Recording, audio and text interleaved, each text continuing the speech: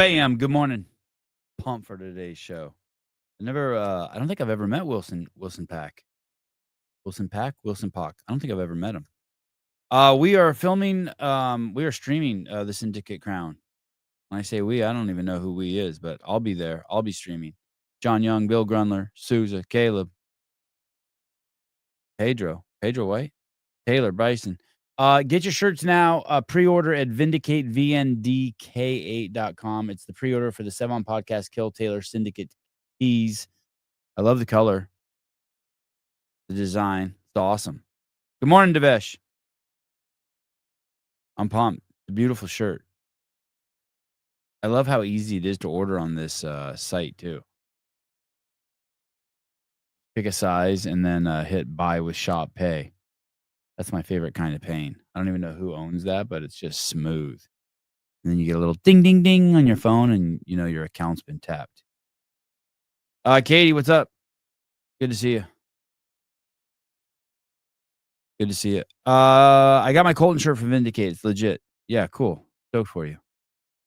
It's really blown up. The whole site's pretty awesome. This morning I went and there were boobs on the cover. I don't know where they went. Let me see. I don't know. There's butts, cell phones. Oh yeah, he's got. Oh, that's where they're getting those fancy jackets from.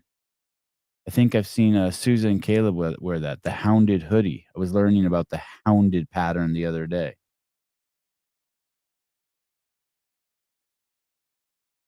All right. You guys ready to do this? Wilson, what's up, dude? Hey, how's it going? Good to meet you. Good to meet you too. It's kind of nice to be backstage in the StreamYard. Is it just no responsibility? Just watch? Yeah, just enjoy the show. Hey, Wilson, I know one year I didn't meet you, but one year you shared a room at some event. I don't know if it was the games or something with Brian Friend, and that was kind of like my first introduction to you. I was like, "Oh, who's that guy?" He said, "That's Wilson." Wilson, is your last name Pac or Pac? It's technically Pac, like Okay. Tupac, but Okay. it's just Americanized, just became Pac over the years, and you just stop correcting people after, Oh, all the I know. secondary schools. So Oh, I know. I have friends for like 3 years. They're like, "I've been saying your name wrong. Why didn't you correct me?" I'm like, "Dude, listen." yeah, I actually just saw you post the stuff with Travis with the design. He sent me a preliminary one that just has some feedback. Yeah. And it was great. And then I added the mustache. Oh, that was yours. Yeah. So Nice. me and him, I would say he was probably like 70% of that design, but it was cool to work with him. And I was like, hey, like, I think this could work. And so I pulled it up on Photoshop and kind of messed around some elements. And so he put that together. God, you really are the Renaissance man. Hockey, Photoshop, Special Olympics, running events. Yeah. The heavy is the crown was kind of a nice little slogan. And, people who come to these events, they like to have a takeaway. And as you know, there's been CrossFit events in the past where they might not have been able to walk away with some merchandise. So this is kind of a unique little keepsake. Yeah, it's cool. Did you choose the color? So I just told him, I was like, hey, it'd be nice to have a bright shirt because those are the ones that really stand out in the crowd. And yeah, I was just joking around that there'd be a bunch of Sevenistas in the crowd of Knoxville cheering, and this is going to really stand out. Oh yeah, this is regular shirts. I've heard you reference in some interviews like the old Invictus crowd, all in green, and I like what you're saying. I really like the color. I love yellow. Yeah, we it kind of was inspiration because our gym, when we went to Carson for like 5+ years in a row, and then the Madison for the team side, they always wore like pink shirts just to be able to identify them on the coverage and the broadcast. And so, yeah, that was a bright color for us to wear. And I figured, Travis can adopt a version of it. But going back to the couple times that we've met, I mean, we've been in the same room plenty of times. I think the one time that I remember the most was, I think the year of Wadapalooza Sanctionals. And there was like a hotel brunch. I just remember sitting at a long table. I sat next to Greg, and there was all the sanctional organizers that year. And it was in Miami. Okay. That was probably one of the first times that we were like in the same room, but there wasn't necessarily like an interaction. But I remember you being there because I used to watch all your 2017, 2018 CrossFit podcasts. Like that was like the first podcast that I probably listened to. I never watched any of the YouTube. It was all through Apple Podcasts and Yeah. like that. And so, everyone from Dan Bailey to, Stevie Tovar to Jamie Hagia to, the whole 9 yards. It was really cool to see that evolution of you continuing what you're doing now from what you've started in the past. Yeah, that was a really fun show. That was an exciting time. I don't did we make it a year? We made it from maybe like November or September. We nearly made it a year. 100 I think we did 100 shows. Wow. Yeah, no, I remember it just all of a sudden stopped. And that's probably the only one that my wife has listened to that's like a CrossFit Space podcast was that one. And then we would listen to it together in like our car rides and things like that. And one day, just as you know, it just stopped. And so it's cool to see that resurgence come back. Yeah, it's fun. And it's cool doing the live shows. I'm really enjoying it. It's awesome. I never expected it to be this way. There's the same cohort of cats that come every morning and we hang out. And even like yesterday morning, I had nothing. I had like 10 things prepared. I wasn't passionate about any of them, but because you have the same cohort of people that you can interact with, it's like, some mornings like yesterday, they carry the show, which is great. Is it weird being behind the lens for, 10,000 plus hours and then all of a sudden now being front facing on a live stream every single morning? I mean, those are completely two ends of the spectrum. Like, I don't know that there's that many people who can cross both worlds, if that makes any sense. I didn't do Facebook. I thought social media in general was pretty weird. And then I started doing Instagram when Instagram came around. And maybe like three or 4 years ago, right before I started the podcast, I remember thinking it was so weird that people could talk to their phone with no one in the room. And I kind of forced myself a few times to just walk around my yard and talk about my yard. And it just, from there on, it kind of became, I don't know, second nature. It still is a little weird talking to your phone. Do you ever do that? Like you have to make an announcement for Syndicate Crown, you have to say something to your phone and there's no one in the room and you're like, dude, I'm just talking to my phone. I mean, I love talking on the phone. Like that, my wife always makes fun of me because that's my preferred method of contact. I love talking on the phone too, to be honest. I'm like a schoolgirl, but I mean, when no one else is there. Oh yeah, for sure.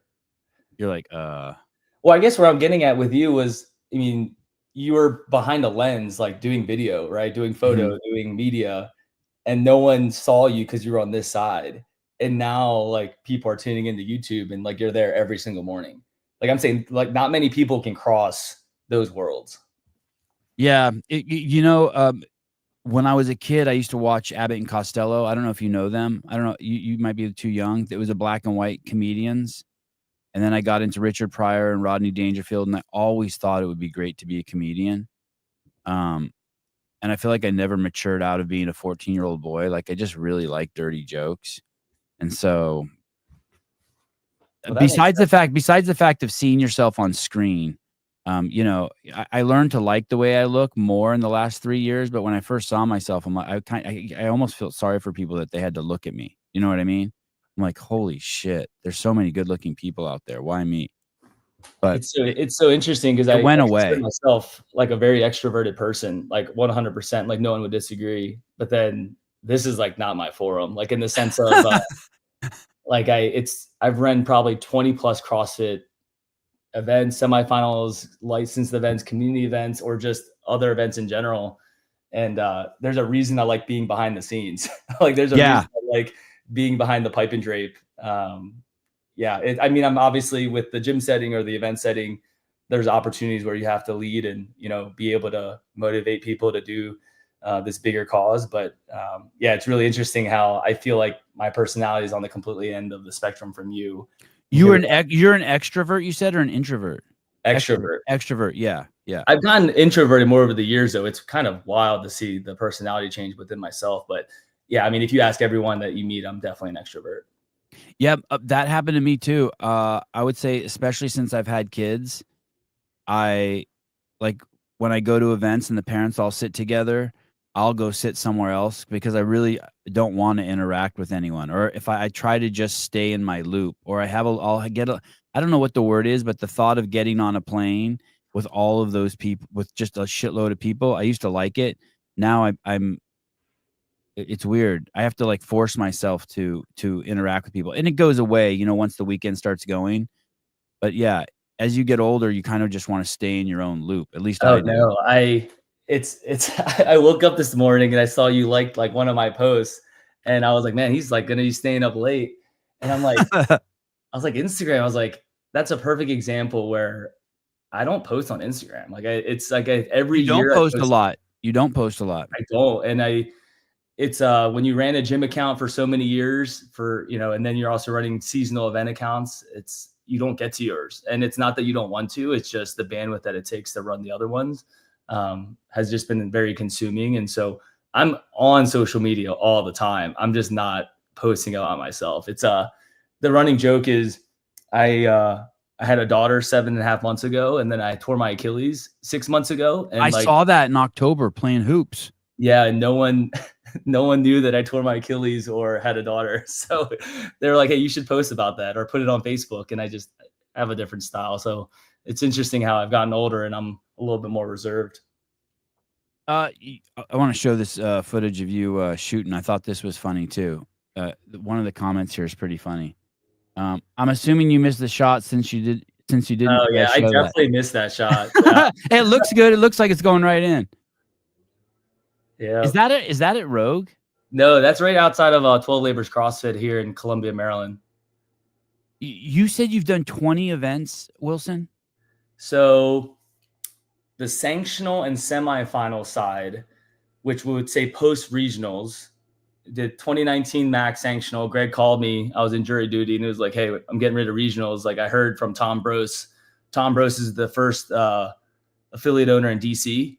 Yep. And he was like, hey, you know, this guy Wilson runs really good events. You should contact him. And so Greg made that connection with Tom. And so 2019 was the first big event, I guess you would say. But I did events prior to that. 2020 we got canceled. 2021 I moved to Tennessee because it was one of 2 states that were open during the height of COVID. 22 we did 2 events, Syndicate and Mac. 23 CrossFit's like, hey, we're going to take these events back. And then so CrossFit hired me as a contractor to run Orlando. So that was my baby for like 9 months, and then flew over to Berlin to help Max in Europe to be the competition director.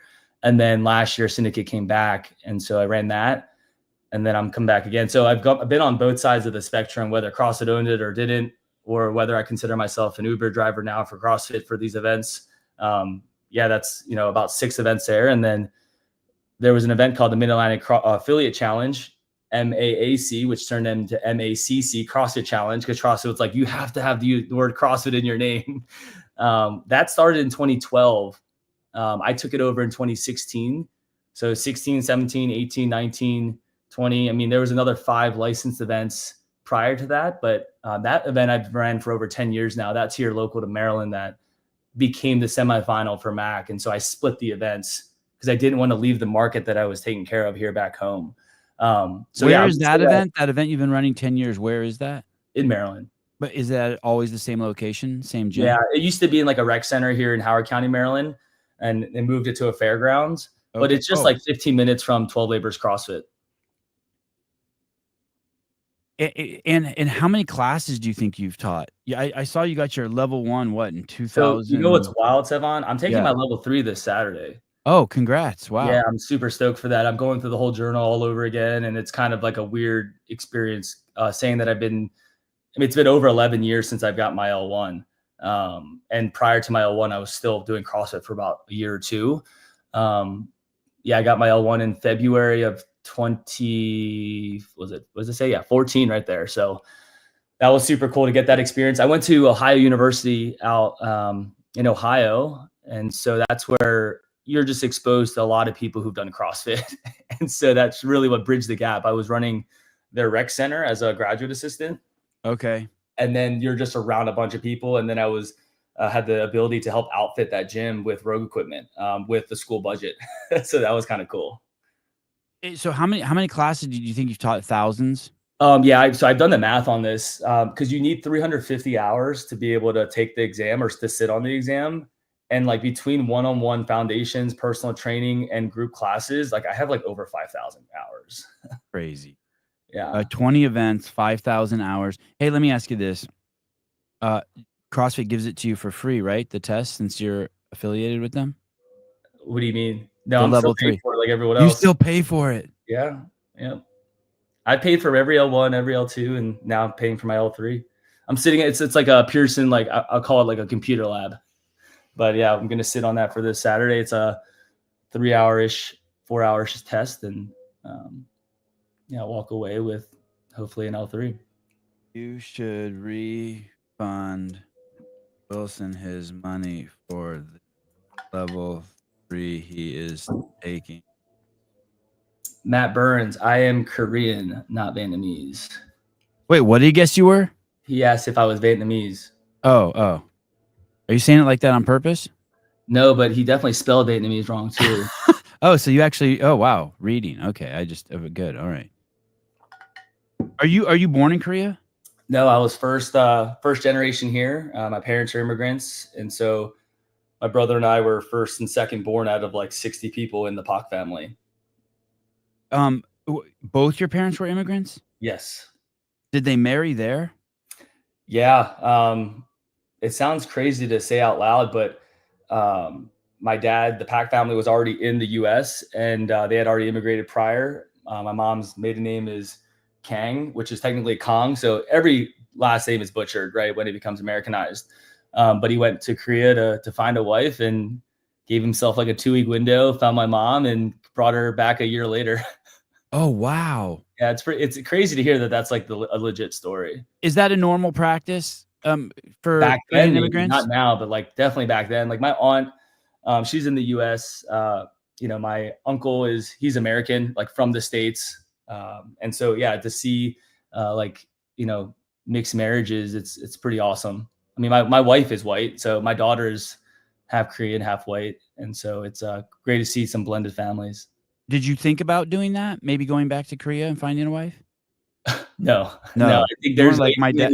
If I went back to Korea, they'd probably like put me in the army or something, thinking that I was born there and put my 2 years in. Did your family have a crazy? So what I'm guessing what happened when you said that your dad came here, he had siblings who already came, and then they tried to bring him, because that's how my dad did it. Yeah, My dad came 100%. from Lebanon, and then his job was to bring the other 9 siblings here, fill out all the paperwork, work your ass off. Is that what your dad did? Yeah, they did the Korean, like it could be more East Coast, but there's like a funnel. I joke around, but it's very true. They go through like owning small business of like a Korean grocery store, and then they sell that, and then they get a laundromat. They sell the grocery store to another Korean family that's immigrated. Then they do a laundromat. They sell that. They get a liquor store, and then you get a liquor store. And then it's like you kind of made it, and then you sell that, and then you like retire with that money.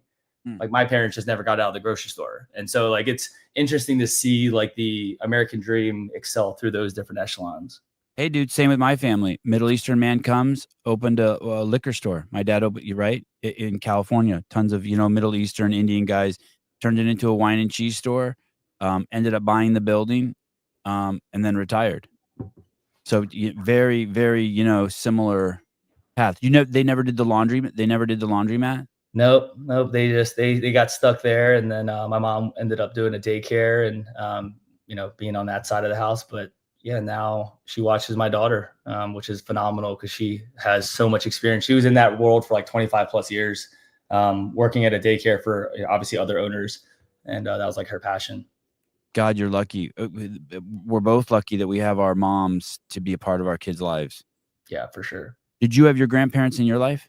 No, I only had one. So I only knew of one the entire time. And the example is she didn't speak a lick of English, but she thought everyone in the States could understand her. And so it's just really interesting looking back. It was very comical, her taking me to the bus stop and speaking to everyone in Korean and making sure I got to school. And I'm just like, Grandma, like, they don't know what you're talking about, but you're just that accustomed to being, not knowing, and you don't know what you don't know. So it's interesting to see the different generations and how just everything is getting blended together right now. Do you speak Korean? Yeah. So conversationally, I would say that I'm probably proficient as like a 8-year-old, because my grandparents lived with me until they passed away during my elementary years. And I lived in Korea for like a year, like doing summer school and things like that. But because that's when I learned Korean, or that's when it was most prominent, my mannerisms are very like I was a 5 to 8-year-old. So when I speak Oh. Korean now, it's very like, oh, I know what he's saying, but like he speaks like he's in elementary school, right? Yeah. Versus having a little bit more like dialect or like syntax with your speech. Writing and reading is like not really happening. I mean, it's one of those where even with my mom, there's some things where I'll write in Google Translate as, you know, speak it out and then send it over in text, and then she can translate it or vice versa. Because there's just so much that's blurred with translation that crosses over. Does your mom speak English? She does. She does. But Okay.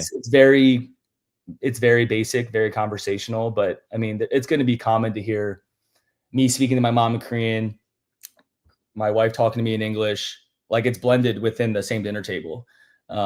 Just be able to get the words out correctly. How about your daughter? Does she speak Korean? Well, she's 7.5 months. Oh, right. Yeah. But she'll probably learn it from your mom, right? Yeah, from my mom for sure. But like, you know, I was the kid that I was forced to go to Korean school and like try to learn the language a little bit more and like, you know, take reading and writing classes. And I dreaded it. And I was like, I want to play hoops and like, I want to go play the trumpet and I want to go do this or that. And so I was very like, I wanted to rebel and do everything else. Like I didn't play the violin. I didn't play the piano. Like I didn't do like the traditional Korean outlook with many of those activities. My mom like gave me a lot of freedom to dabble into those things. Yeah, it was very unheard of for all the things that I got exposed to. My mom just like kind of like let go of the leash and let me explore the wild, I guess you would say. I think my daughter is going to have a hard time embracing the culture just because we're very Americanized in that sense. And so if you're not around those communities, it's really hard to like reinforce those practices. Sevon still speaks like that with English. It's a miracle the podcast has come so far. I agree. Tell me about the first event that you were responsible for. Was that crazy stressful, and has the stress gone away now that you know what you're doing, or is it still just? So prior to CrossFit, prior to working at 12 Labors as the general manager, I actually ran at an event management firm. It was called Elite Tournaments. And Okay. I saw that. Yeah, for like 3 years of my life, I traveled 26 weekends a year and just hustled and worked soccer events, lacrosse events, road races. I mean, every ball and stick sport. I mean, we're talking production of cutting the grass, lining the soccer fields, grabbing the goals, like referee assignments, like all that. And so it's just been part of my blood to like just be a part of chaos and just organizing it. And so I had that event experience coming into walking into a CrossFit gym. So it was like events first. Prior to that, I was like like an intern at a sports agency. It was called Octagon. So I learned kind of the professionalism of a sports agency. I thought that that's something I wanted to do, and I realized it didn't really fit my ethos. I thought it was something I wanted to do until I tried it. Then I went into the event management firm. I went to grad school, and then I wanted to help kids, and I really wanted to like develop and be a mentor. And so I was in campus recreation, thinking that I wanted to be a part of higher education and like impact the next generation. I definitely wanted to still do that, but I think there just wasn't as much like funds coming through that type of route. And so I blended all these worlds to work in small business and work the events. And so it was like I had the event experience first, then I got the coaching experience, and then I realized there was all these events that lacked the events. So I blended these two worlds, and just having exposure to both is what really allowed me to like separate myself in my eyes with running these events. Just because I can see all of different facets of production, logistics, operations, you know, and then obviously programming is a beast in itself, and the logistics, and I'm sure we'll talk about that. But, you know, JR always jokes around that like, this is the first time like someone's like, no, like we're not going to do this, or we have to meet in the middle here, and here's why. And that's been a really good dialogue that me and him have had. So 2019 was probably my big CrossFit show. We went to DC thinking that it was like going to be this amazing thing. And it certainly was, but it wasn't the level of regionals of what we are used to seeing. I would say that last year, Sevon, was the biggest it's been over every event that I've run. I would say Syndicate last year in Knoxville was the biggest event that I've ever run to date. Oh, no kidding. Well, let me rephrase that. I think Orlando was big, but I don't want to take all credit for that because obviously CrossFit HQ was, you know, I was a part of that team with executing that owned and operated event. Who's this guy? I see this guy in a lot of pictures. So Luke Espy, he founded, man, this is a lot. He founded CrossFit Syndicate. So that logo that you saw was his original gym logo before he became 12 Labors CrossFit. So he Oh, pretty much gave me my first job. It was like, hey, you want to stop traveling 26 weekends a year? He saw me picking up a boatload of classes when I was in town. And he was like, I would like you to work full time if you're interested. And so he gave me my first gig at the gym. Next thing you know, I'm just taking more off of his plate. And then that turned into running this event, the MAC, which he started in 2012. I just helped elevate what he already had, but that was like his baby. So I kind of say he birthed it, and then I kind of taught the kid everything he knew with the event side, and then I became the general manager of 12 Labors. He stepped away for some other duties with the military, and so I was able to get more, once again, small business experience. I mean, for me, like that's something that I'll never take for granted. Is like Luke stood in my wedding, one of my best friends, and he just got a great legacy with all the things that he's touched. going back to the stress part, I feel like I never get, for me, I would just, film events, do behind the scenes type stuff and interviews. But, and, my preparation was nothing like yours, but every time was like the first time. Like I never rolled in there like, okay, I got everything perfect. It's like, oh shit, what's going to go wrong? Oh, a mic stopped working. A card doesn't work. Oh, Yeah. there's a new camera and I'm filming wrong, or shit, I can't get something in focus. And it never is like, I mean, I got more confident dealing with people, but from the actual execution of it, always the first day was just so stressful. Is it like that for you until the ball starts rolling, until it's go time? Well, one, I think I'm just obsessed with like preparation. Mm, And I love proving people wrong, and I love going against the odds. mm. I mean, Well, my you're wife, doing that this year. yeah, I mean, my wife was stressed. Even if you think of like 2020, I lost a lot of money canceling the event. And then 2021, I Oh, was like, I'm going to be the first event that runs during COVID. I was the only event that kicked off in 2021, and we had masks, we had drug testing, we had everything lined up. And then the Friday of the event, the chancellor of UT, because our campus was subject to UT and not a county executive or a governor or anything like that, and then they lifted the mask update the Friday of our event. So it's really interesting to see how that went out. But I was just, that cool? Was that a relief? I mean, yeah, no CrossFitters wanted to wear masks, so it Right, was right.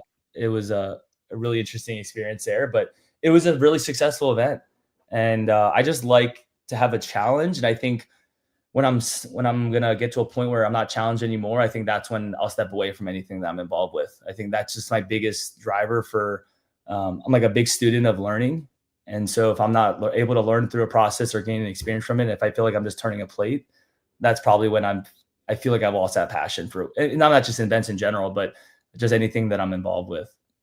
Where's home for you now? Where are you sitting now? So I say Baltimore, Maryland, but I am about 30 minutes outside of the city. So I'm in the suburbs. It's called Columbia, Maryland. Did you ever live in Utah? Never. Never. But when you say UT, are you referring to something in Oh, Utah? University of Tennessee. Oh, University of Tennessee. Yeah, the event was in Tennessee. It was at Thompson-Boling Arena, which is the basketball arena. Okay. So I leveraged knowing that there was not going to be an event during COVID, and I wanted a state-of-the-art venue in a D1 basketball arena that we'll probably never get again. And I worked with the city and the mayor, who I always joke around. It's Kane, Kane, the Undertaker's brother. If you ever watched wrestling, he's the Uh-huh. mayor of Knoxville, and so with my previous event experience, I understood the tourism world and the convention and visitors bureau world, and just how economics works in that sense. And so I was able to find those connections and bring an event to a city. And it's been a great partnership ever since with Knoxville. And when you said you moved to Tennessee during COVID, because it was open, where were you moving from? From DC. From DC. Yeah. Okay. So when I Now I say got it. moved, the event moved. I've never left Maryland. So Oh, yeah, I'm in my office right now. And so when I'm playing an event, I was either in the gym, like on a 30-inch box, like planning the event, like between coaching classes, or I was in my house. The event has moved over the years, but it was Maryland and then DC. And then we're not running an event in DC just with everything that went on. And then now we're in Tennessee, and I haven't looked back since. Wilson, you went to college with your wife? I went to grad school she was at physical therapy school there. I went to Syracuse for my undergrad, which is in upstate New York, prior to that, thinking that I wanted to be a sports agent. And so I did a program that was his name was David Falk, who was Michael Jordan's agent, and he started a sports management school there. So that's what really drove me to like work in college athletics, game day operations for like sports teams.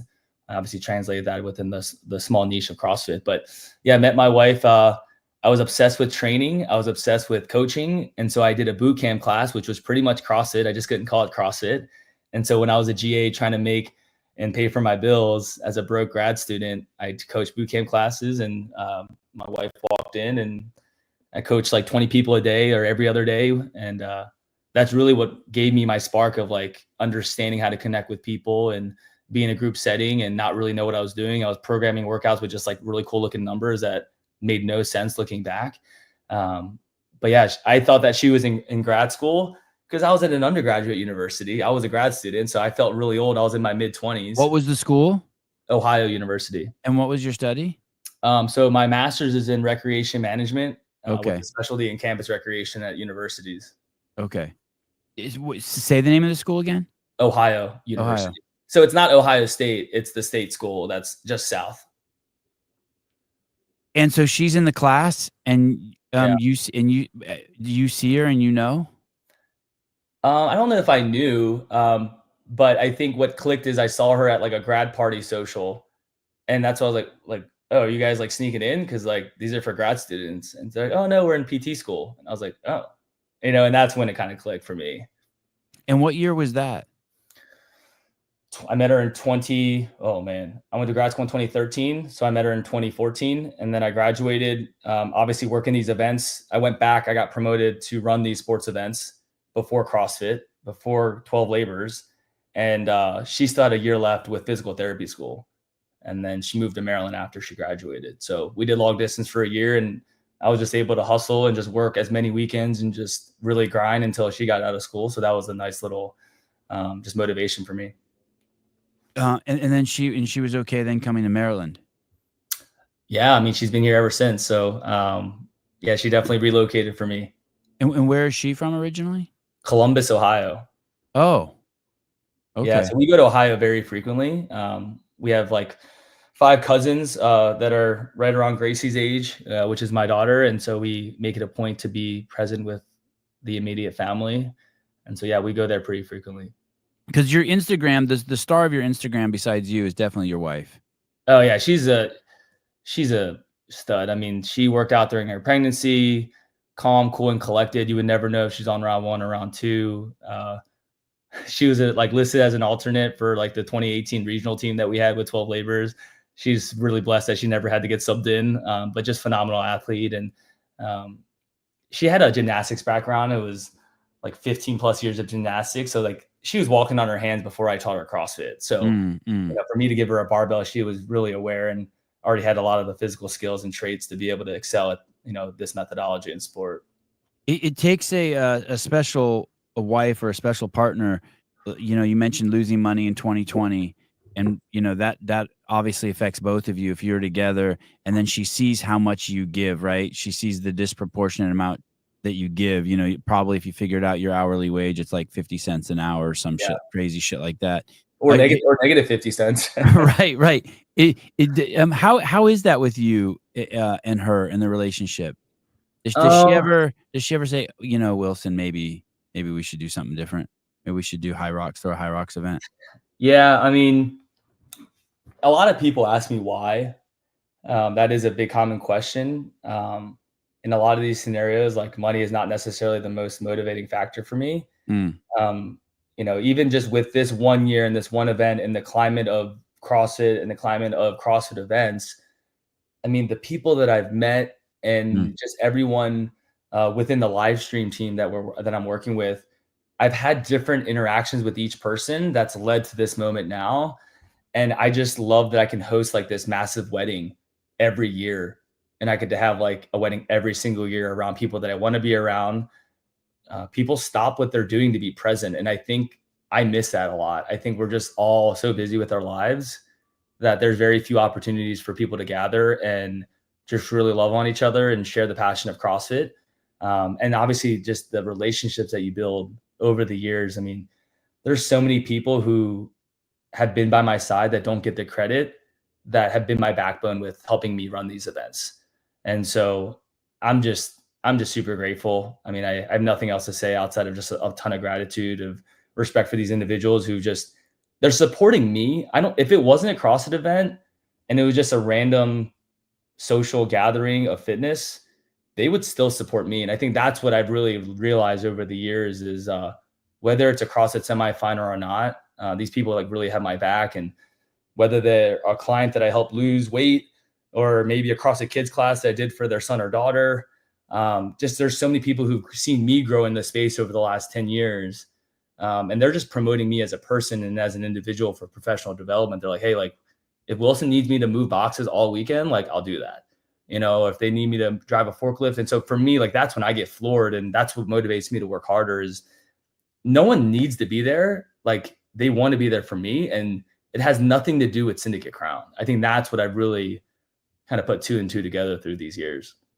Sousa's been really driving that home lately when I talk to him that everything is interpersonal relationships. Maybe that's redundant, but everything is about in life is about personal relationships, one-on-one relationships. Yeah. I mean, this, you never know what it could be your last year, last CrossFit event, last athletic endeavor, last podcast. And I just put it all out there. Like it's, so your wife loves to see you being passionate and she knows it's fulfilling for you. So she got your back. Yeah. I mean, that's a special woman, by the way. Not everyone gets one of those. No, it's been phenomenal. I mean, I'm running, you know, obviously studying for my L3. So, I mean, I think I put in like 7 hours yesterday, just going over the material, you know, and I've been doing that for the last month. And God bless CrossFit because they gave me a year extension because it's during the month of May. Like it's the weekend of the event. Like what are the odds that like my certification expires the weekend of Syndicate Crown? And so they extended it from last year. They gave me a 6-month extension and then I tore my Achilles and I wasn't able to take the test because of my Achilles. And so they're like, this is your final extension. Like this is the last one. And so I'm going to take it this Saturday. And, but no, she's been super supportive. The gym has been such a big part of our lives. You know, we take our daughter there every chance we get. You know, she's propped up in my old office and we have a camera and everything and a monitor for us to work out. And so that socialization is super important for us, but really just to get out of the house. I think it's the hardest thing I've ever done. And so if I can be out and just be able to socialize and vent to others, I think that's going to help me hopefully become a better parent. Growing up, were your parents grinders? Were they just workaholics? Yeah. Because they're not exposed to things that are just that come very naturally to most American families. You know, I mean, even conversations I have with my mom now, it's just a lack of awareness of what's around you or the accessibility of the services or just what's available online. I mean, it's a lot. It's really interesting to see the opportunities that I was given just because of the American dream. But growing up, one of your parents was always at the store, at the grocery store, work. Yeah. And are your parents still together? So my dad passed away when I was 8. And so, you know, we've been a small family ever since. And your mom kept the business going? Yeah, she eventually got rid of it. But me, my brother, my mom were just the three of us. I mean, I've been working since I was a teenager, cutting grass, like whatever it is, working basketball games, doing scorekeeping. Like, I mean, it's just part of my DNA. And so, go ahead. How did your dad pass? So it's very public. I mean, I'm very open about it. I'm just going to say that the city of Baltimore is a very dangerous place. Yeah. So the city was not very favorable to my dad. And so that really opened up motivation for the family to stick together and forward. So something to do with crime? Yes. Holy shit. It's so cliche. Yep. Yeah. Wow. And how old are you now? I am 36. And do you remember it well? It's a big part of your life. I would say that I was a little bit younger. I think my mom, being a Christian and strong in her faith, has really helped drive a lot of us just being able to push through those hardships. It's amazing to see like what a single parent can do. And with my mom being as strong in her faith, it's really allowed us to break barriers. It sounds like really cliche, but I would say that if my mom wasn't strong in her faith, I'd probably be exposed to doing a lot of bad things. I think that's probably like the easiest way to put it. I've been always put on the right path because of uh, the structure that my mom has put in place for me. It's an older brother? Yep. So a So lot when your dad passed, that was a lot on him probably. oh, absolutely. How much older than you? He was 11, I was 8. Yeah.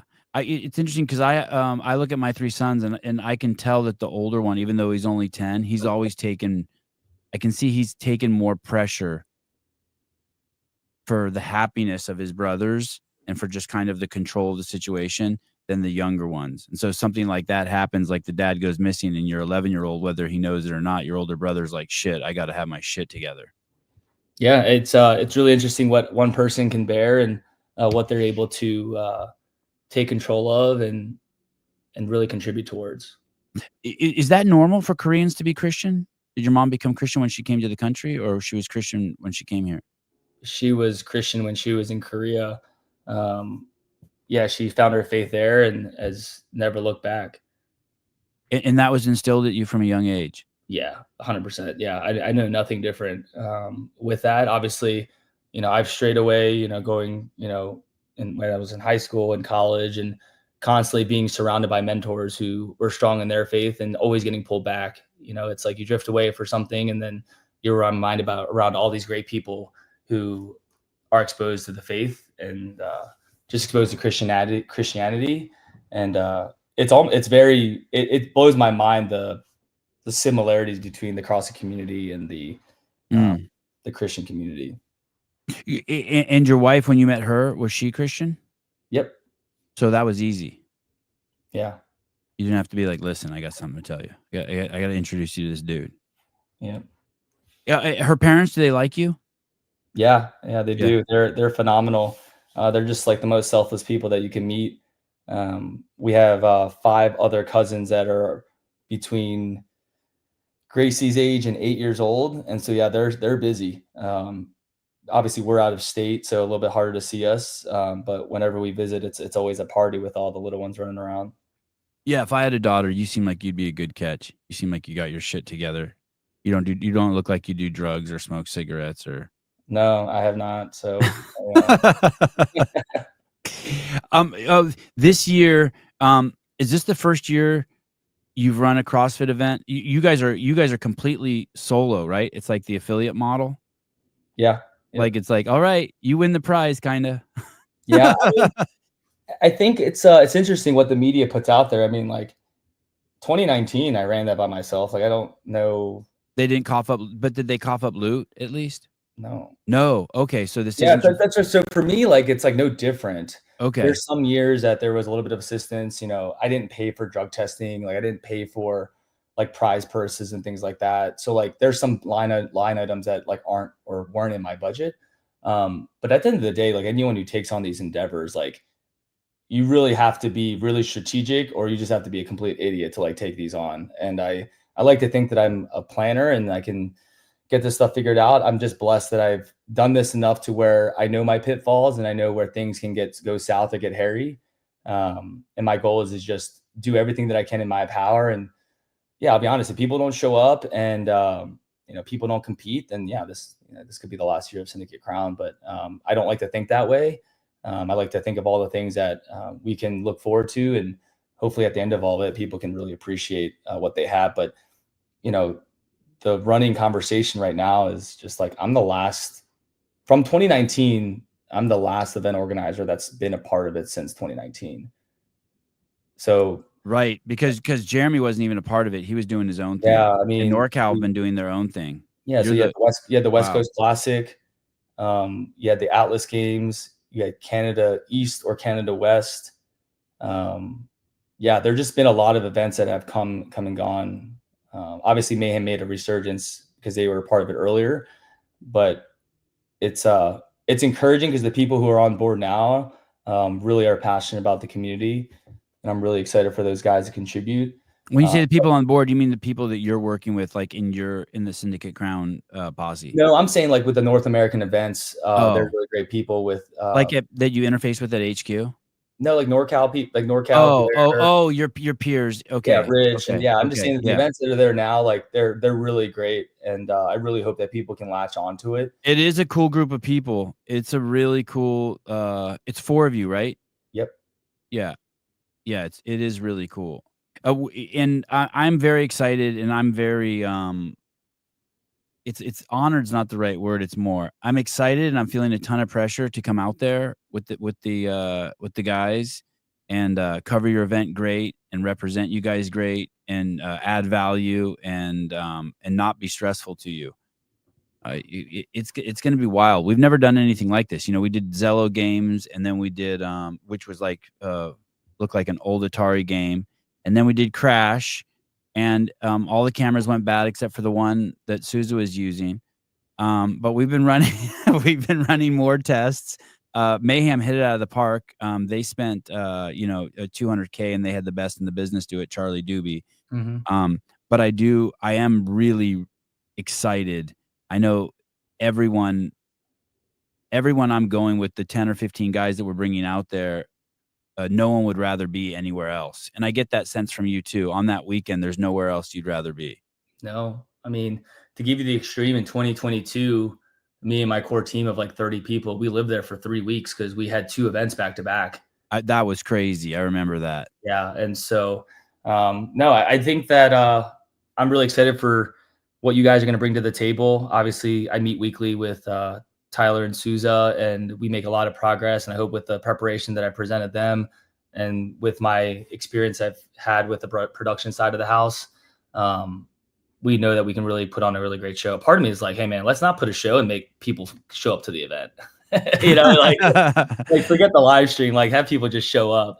But no, I think the things that we're going to be able to do behind the scenes and be able to shoot Jason Hopper warming up into the corral, getting that shot of him coming from back of house, walking onto the floor, onto the start mats, flip into another camera, go into a wide shot. Like it's something you typically don't see at these events. It's gonna be very intimate because of just the way we do things, the budget we have and just the way we do things. It's gonna be a very intimate, stream, I think. Yeah, absolutely. And I think what I've learned through this is just how passionate everyone on your team has been.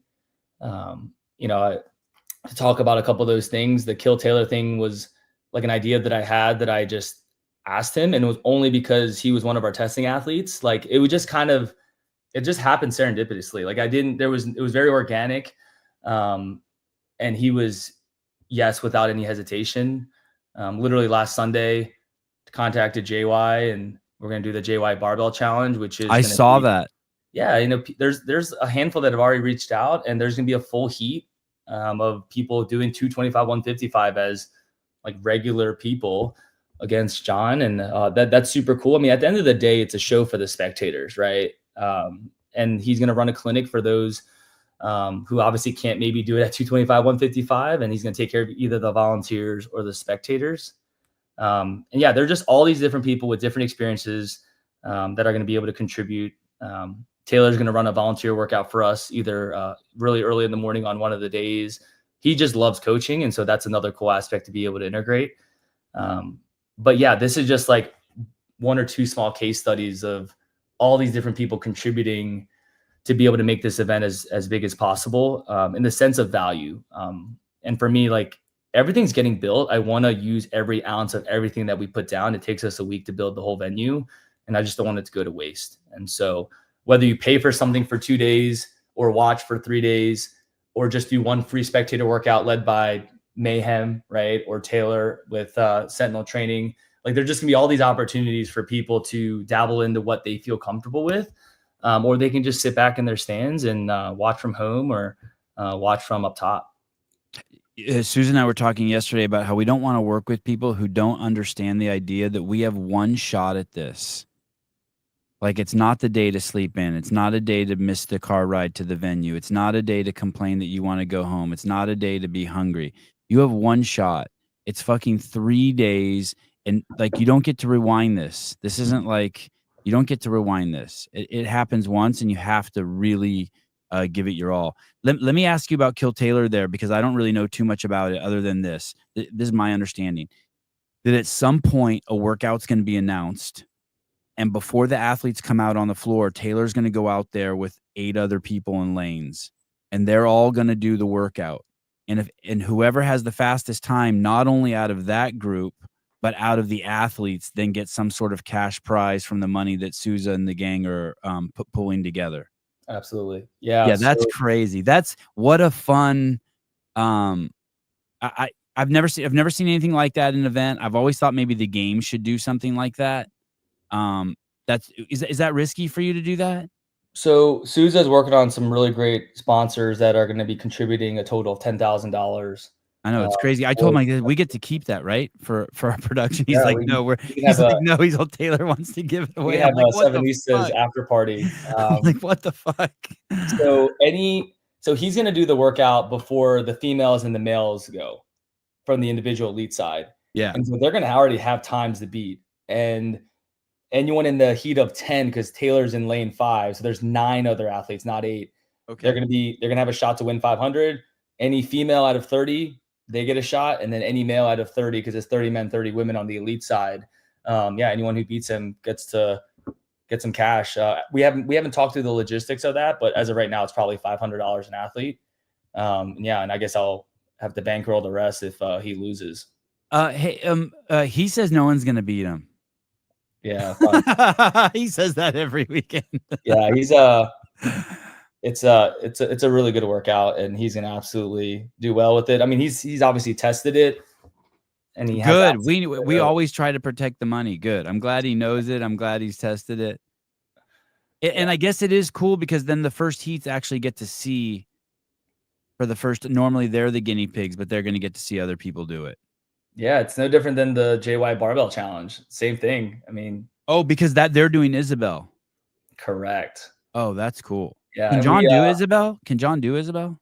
Yeah. Okay. He's sending me some testing times. We won't put that out there, but yeah, he's training for it, and hopefully he gets a purpose in his training to put on a good show, and then maybe he gets a couple JY Barbell subscribers out of it, and we're gonna have like a free activation to where, you and your wife could do Team Isabel at 135, 95, 95, 65, and like we're not charging for it. Like we'll have different heat times where you can come down to the floor and we'll corral you, and he can teach you for 15 minutes, and then then you guys warm up and then kick off. So there's going to be educational purposes similar to the red shirts, but with the JY barbell twist. We're going to have that. But do you mind if I go over some other activations that we have? That's not. No, please do it. Do it. Yes. Yeah. Please do it. So for those who want to give up, it's a 3-day competition. It's elite, right? Elite 2 on Friday, 2 on Saturday, 2 on Sunday. And elite teams are doing 1, 2, 2. Okay. And then community is doing 0, 2, 2. Okay. So if you want to fork over a registration ticket and do a 2-day competition where you do 2 workouts a day, 4 total workouts, you can do teams of 4 or teams of 2 co-ed pairs. And I've created a schedule that you can watch the majority of the individual competition to where the community is primarily earlier in the day. And then you get to watch the elite individuals. And so come out there and work out and then hang out and watch the big dogs. Okay. Sunday's the only day where it's a little hairy because we need to get out at a reasonable time. So there might be slight overlap, but I'm going to do my best to create a schedule that is conducive to watching the individual athletes.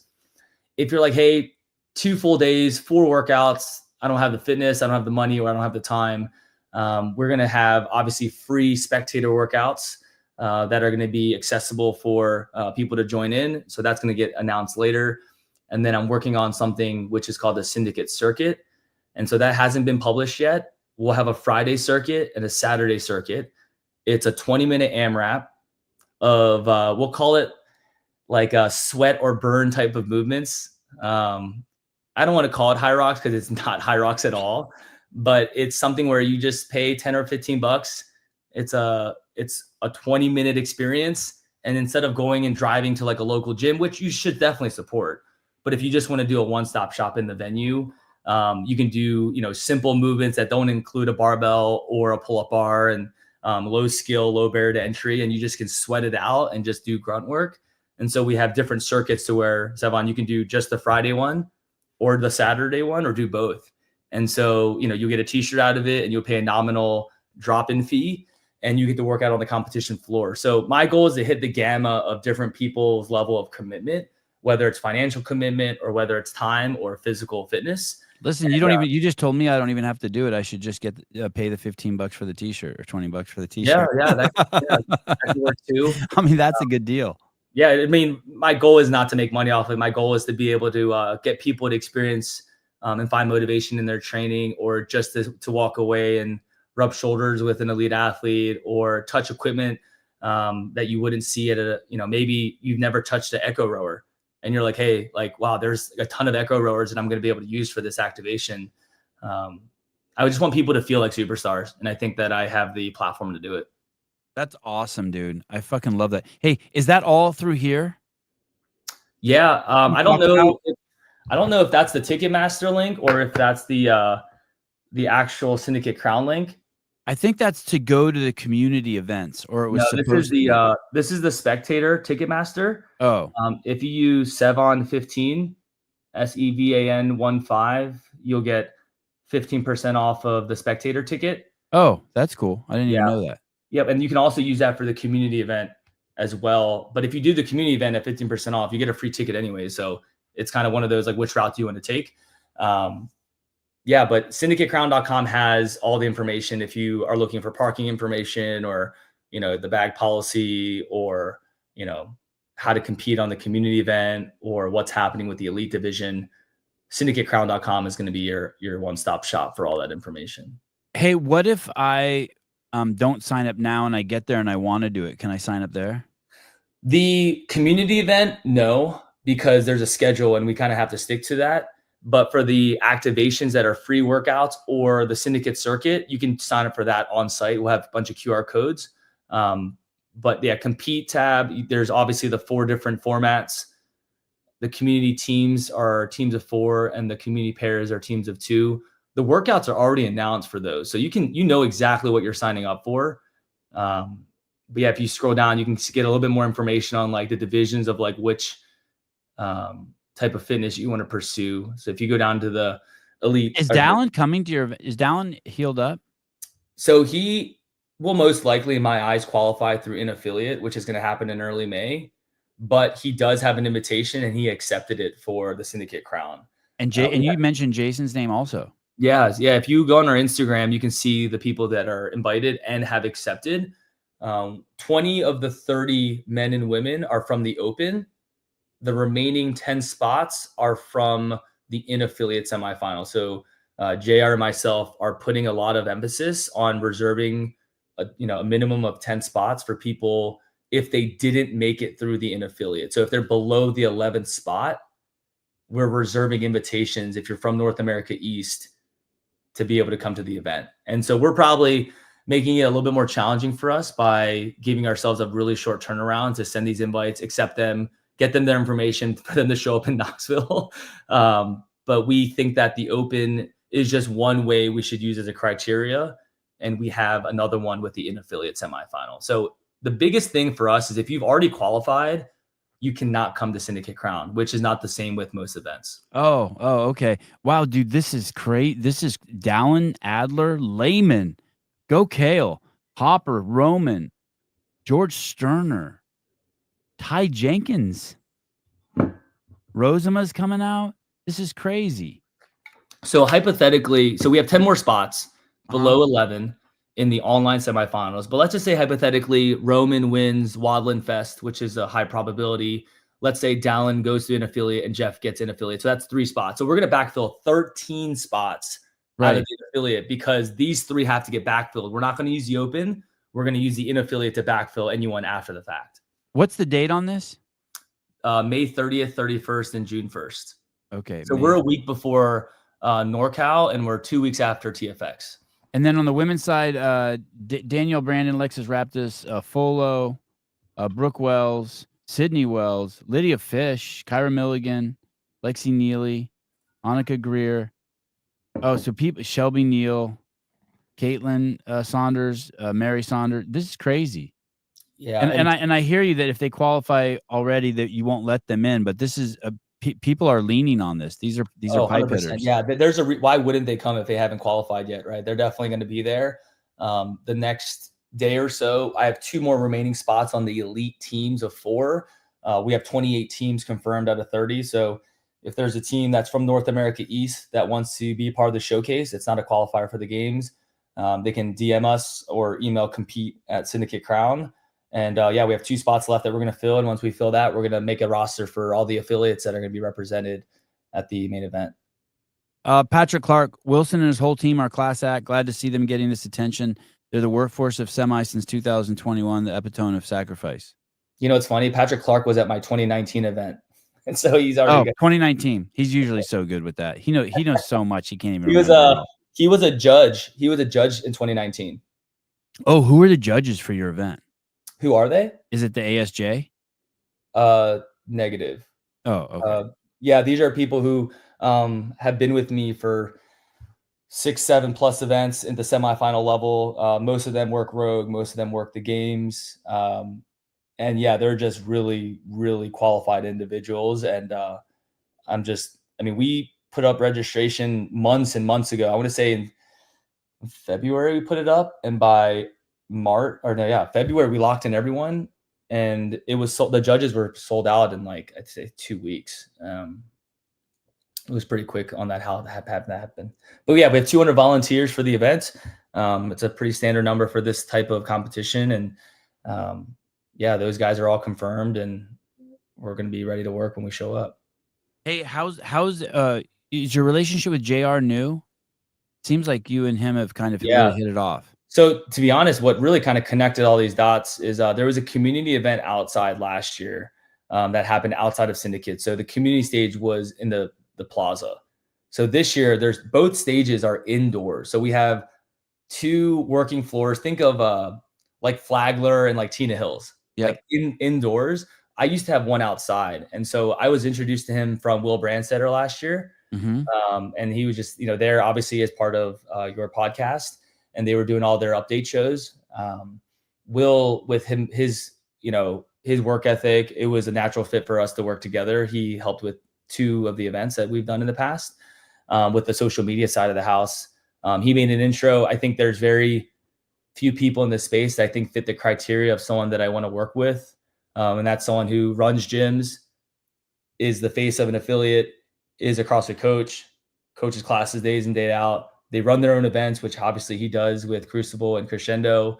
And obviously there's very few people who have his level of passion in the space of programming. And so, yeah, I reached out to him, and it probably happened, I want to say in November is when I started talking to him. And then I don't think we announced it until like much later. It seems like from the little clips, you guys have all really bonded well. Like you guys are like, it's exciting when you guys. It's like I've known him for a really long time. He was really hospitable when I went out to them in South Carolina for all the testing.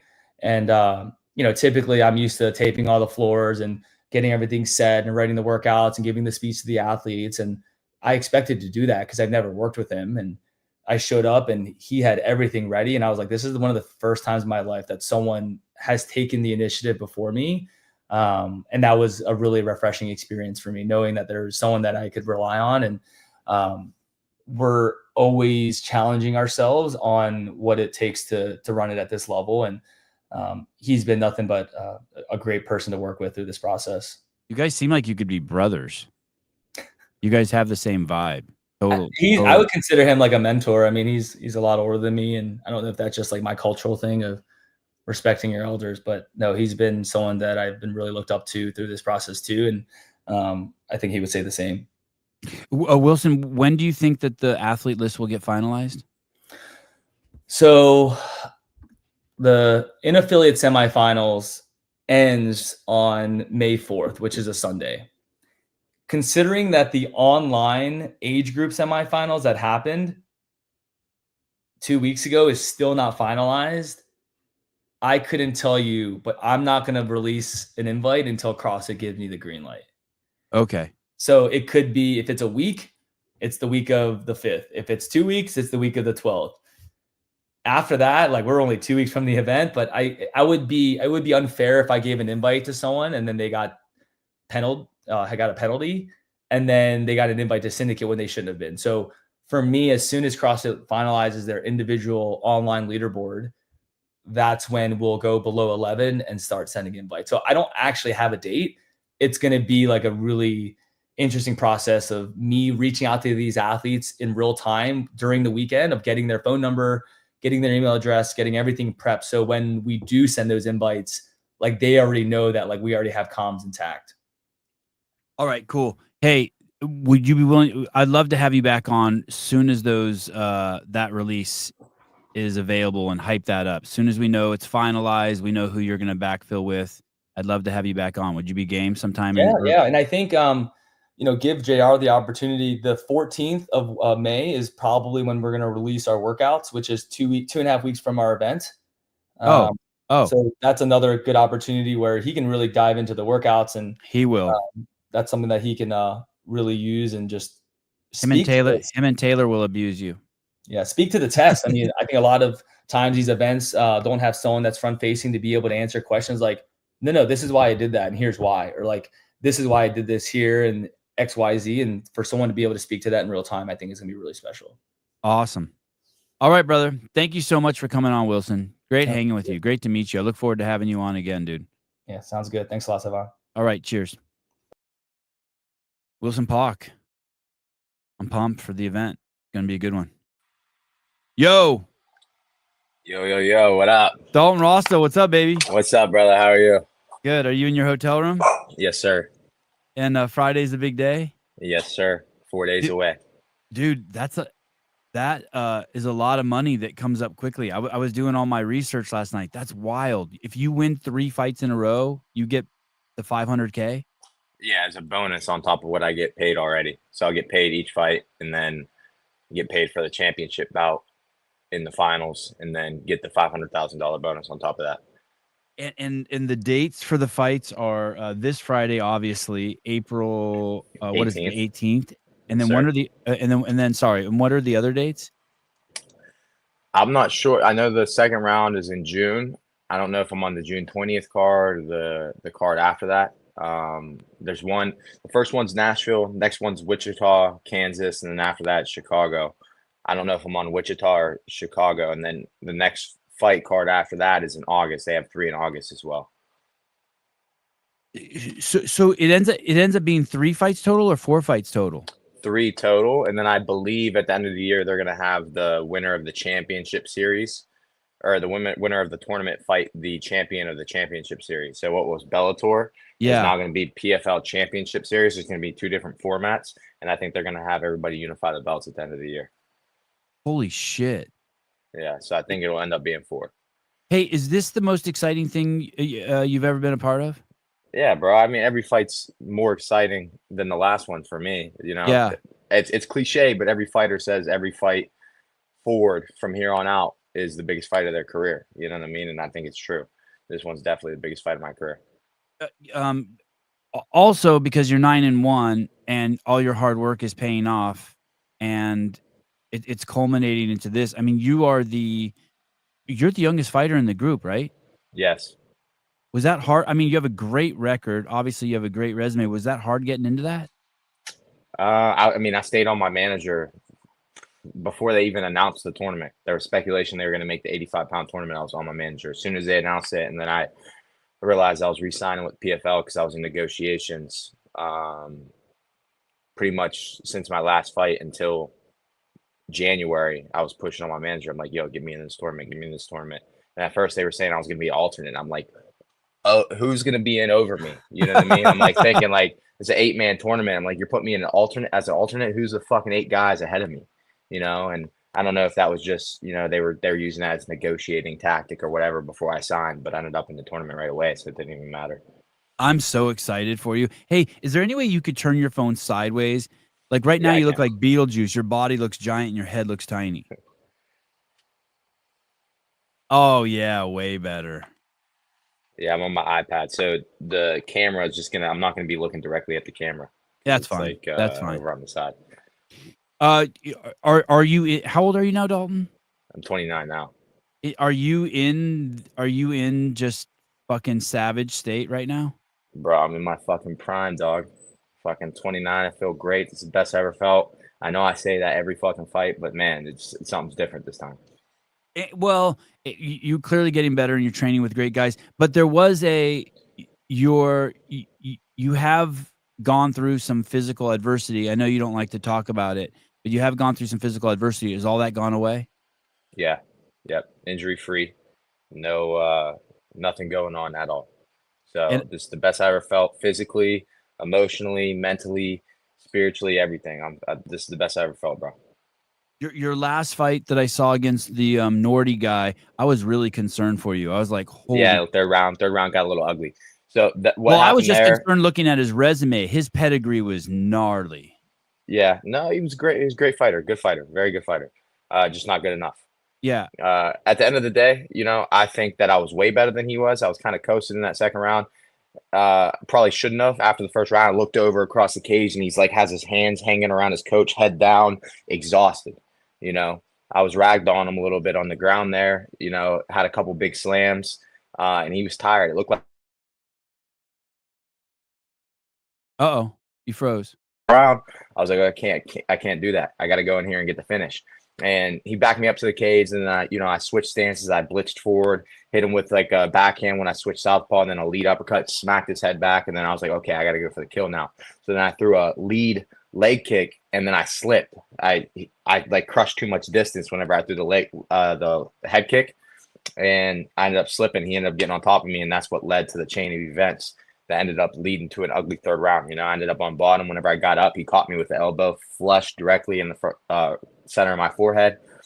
That one didn't buzz me, but it was a good shot. I tried taking a takedown, didn't get it, ended up on bottom again. This time, whenever I, was separated away from him, was peeling his hands, turning back into him, he caught me with an elbow, but this one was in the back of the head. And that one stunned me a little bit. And then the same thing happened over again after I panic shot again after that. So it got a little ugly, but two of the shots were illegal shots, but I can't rely on the ref to see that in real time. So, I had to battle through that in the fight, a little bit of adversity there.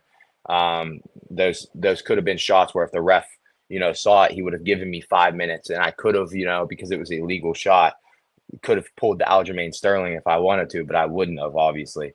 But yeah, I mean, it ended up working out. It wasn't the prettiest third round, but I got the fucking win, so that's all that matters. Yeah, it was a great win. Hey, I was watching the fight. How tall are you? 6 foot. And this guy you're fighting is a giant, right? 6'3"? Yes, sir. I was looking at the fights this weekend, and I was thinking about your fight as I was watching them, because I was looking like Diego Lopez was significantly taller than Alexander Volkanovski. Patty Pimblett looked like a giant next to Chandler, and then Yair obviously dwarfed Pitbull also. When you watch those, did you watch those fights? I watched. I didn't watch the main event. I ended up going to sleep. Sleep's a little bit more important to me at this point. Like, did you? Okay, let's talk about Yair and Pitbull. Did you think? Do you learn anything from that fight? You're like, hey man, that dude took way too long on the outside in the first round. That Yair's length was just too much for him, but he should have had a plan to close that in the first round. And do you think about that with your fight? Here's the thing. It's easy to critique him from the outside looking in. As a fighter, I'm a professional fighter. He's a professional fighter. He's fucking high level.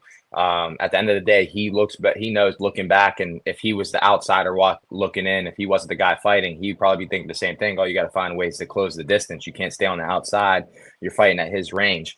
But sometimes there's things in there that, dictate the distance a little bit more than meets the eye. You know what I mean? It might be pressure, it might be power, it might be speed, it might just be like footwork. You never know. And sometimes these guys feel a little bit more comfortable sitting on the outside whenever it becomes a tit for tat type of fight. So I don't know. For me, I would have found a way to close the distance, whether I would have had to make it ugly or not. That would be really depend on the opponent. But yeah, I'd imagine he's going to look back on his fight and he's going to think, man, I should have found ways to close that distance faster and everything else like that. And he probably knew it during the fight. His coaches probably knew it, but there's a lot of factors that go into that. Yeah, because this guy, I'm just like I'm the fighter, and I've never been in the ring, but I'm looking at this guy, and he's 38, and you're 29. He's a fucking complete savage. What's his name? Sabadu? Am I saying Sadibu C? Sadibu C. Yes, sir. And I watched a bunch of his fights, and he's long, and he's not going to want you anywhere fucking near him. You know what I mean? And he's a kicking machine. Yep. So I was like, God, I hope Dalton, like, because I watched all these fights with these little guys. You know, Chandler was getting just picked from the outside too. Not that you're little at 6 feet, but I'm thinking, oh shit, Dalton needs to make sure that that guy can't do any of that bullshit to him. Yeah, 100%. And a lot of the game plan has been to kind of like use his length against him, expose some of those parts in his games. More like I didn't see the Volkanovski fight, but Volkanovski's a lot shorter than Diego Lopez, and you see he came out on top. So he found a way to do it. I'll find a way to do it too. I've been practicing it all game plan or all camp long. It's been in the game plan. Come fight night, you know. A little bit smaller too. So I'm not 100% sure. It could have just been my perception from the outside, but the cage looked a little bit smaller than what I'm used to fighting in with Bellator. And if that's the case, that suits me better. This guy needs range to kick. Mm. You know what I mean? And he's able to knee and stuff like that too, but he's mainly a kicker and he likes that open stance. He likes standing in southpaw if his opponent's orthodox, and he'll switch to orthodox if his opponent's southpaw. But at the end of the day, he needs length to kick, you know, and you crush that distance and put him on his back foot and pressure him, you know, especially whenever I touch him with my power, because I'm coming in there and I'm fucking throwing heat, and he's not going to like that. And I see several ways for me to get this victory. Did you travel alone? Yeah, I did. My coaches come up on Wednesday, but there's some of my teammates and other coaches and stuff are here too. So I'm gonna be getting workouts in with them. And the is this on ESPN? ESPN Plus, yeah. On Friday night. Yes, sir. And what main time card starts at 7 p.m. Eastern time, and I'm the co-main. God, I'm so fucking excited for you. Hey, Yeah, dude. me too, bro. I can't fucking wait. It's been a while. Yeah, it's nuts. I'm so excited for Friday. Hey, what about if let's say your fights on average are every 8 weeks. Sometimes I'll hear fighters fight and they'll be like, "Hey, the guy was put on a 6-month blah blah blah because like he stubbed his thumb or you know like something happened to him." I don't know what it's called. Is that a concern for all the fighters since there's 8 of you and you're like, "Hey, not only do you have to win, but you have to be able to get past the commission or the health inspection to fight again in 8 weeks?" Yeah, maybe, but that's not on my mind right now. All I'm worried about is this fight right now. I'm not focused on the next round. I'm focused on Saudi BC. I'm focused on Friday night, and we'll cross that bridge right after the fight whenever we get to it. Your training partner, right, Josh Silveira? Yeah. Silveira. Yep. When he got, I couldn't find the fight anywhere. All I found on Twitter was the moment they stopped the fight. Yeah, he separated his thumb or whatever. Is that why you said stubbed your thumb? Yeah, stubbed your thumb. Yeah. Yeah. So the game plan in this fight is to go after this guy's thumbs. But the cool part is the clip I saw. He's on top of the dude. Yeah, he took him down. He had him on a single leg, pulled him out, tripped, got him down, and everybody touts this guy's takedown defense, and he does have a good takedown defense. I'm not going to sit here and bash the guy. The guy's a great fighter. Yeah. Great striker, good takedown defense, but I just think I'm better everywhere, honestly. And I know people are going to like look and think, bro, you think you're a better striker than him? I think I can outstrike him. I think there's points in his striking game that benefit me that really play to my style, and I think I could take advantage of. And I'm going to be able to out wrestle him, and I don't think his takedown defense is better than my takedown offense, you know? I'm not saying he's not going to go in there and fight me hard on the takedowns. I'm not saying he's going to I'm going to go in there and it's going to be a cakewalk in the striking, because it's not. Everywhere is going to be tough. But at the end of the day, I feel like I'm better than him. I feel like I'm going to be able to outgrind him, and I feel like it's going to be a battle of will. I saw you in an interview saying that people say that you're the underdog. You have the best record, but most of the guys have twice as many fights as you. Why do people say that, the underdog? Just because of people? I feel like in MMA place too much emphasis on experience. You know what I mean? And experience does matter, but I've been in the cage as a pro 10 times already. I was in the cage as an amateur 7 times. I had 8 amateur boxing matches. I have a, wrestling pedigree in high school and college. The competition experience is there. The experience in bad situation is there. The experience in adversity is there. So I don't know where where that question comes from, but it seems to be a popular question. And to me, it just seems generic. Like some of these journalists, I feel like, are getting really lazy with the questions they're asking, and they're putting too much emphasis on that. At the end of the day, man, I don't give a fuck about experience, dude. I think I'm the best. I know I'm the best fighter in this weight class, period. I don't think there's anybody in here that can beat me. And at the end of the day, I don't give a shit about experience, because when that cage door closes, I'm the best man in that fucking cage. I'm the best man that graced that cage on Friday night, period. And I'm going to show it. So experience out the window. I don't care. We're talking about skill. We're talking about power. We're talking about speed. We're talking about will. We're talking about conditioning. When you put everything together, man, I'm the best. So that's all it is. I'm so stoked to hear you talk like this. Someone said his mentality sounds like Tyson Bagent. Tyson, I don't know. Maybe I did a show with both of you. Did I do a show with both you and Tyson on at the same time once? No. Tyson's the he's the walk-on quarterback for the Chicago Bears.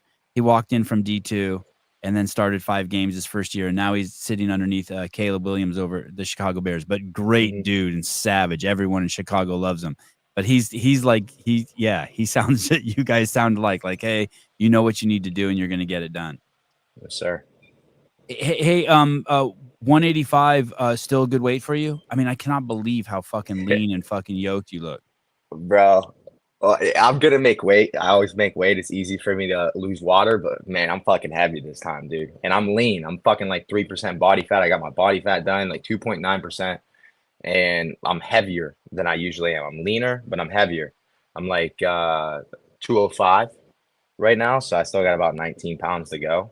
And yeah, I mean, I'm gonna be big in the cage. You know, he's gonna be taller than me, but you're gonna see a difference in body structure.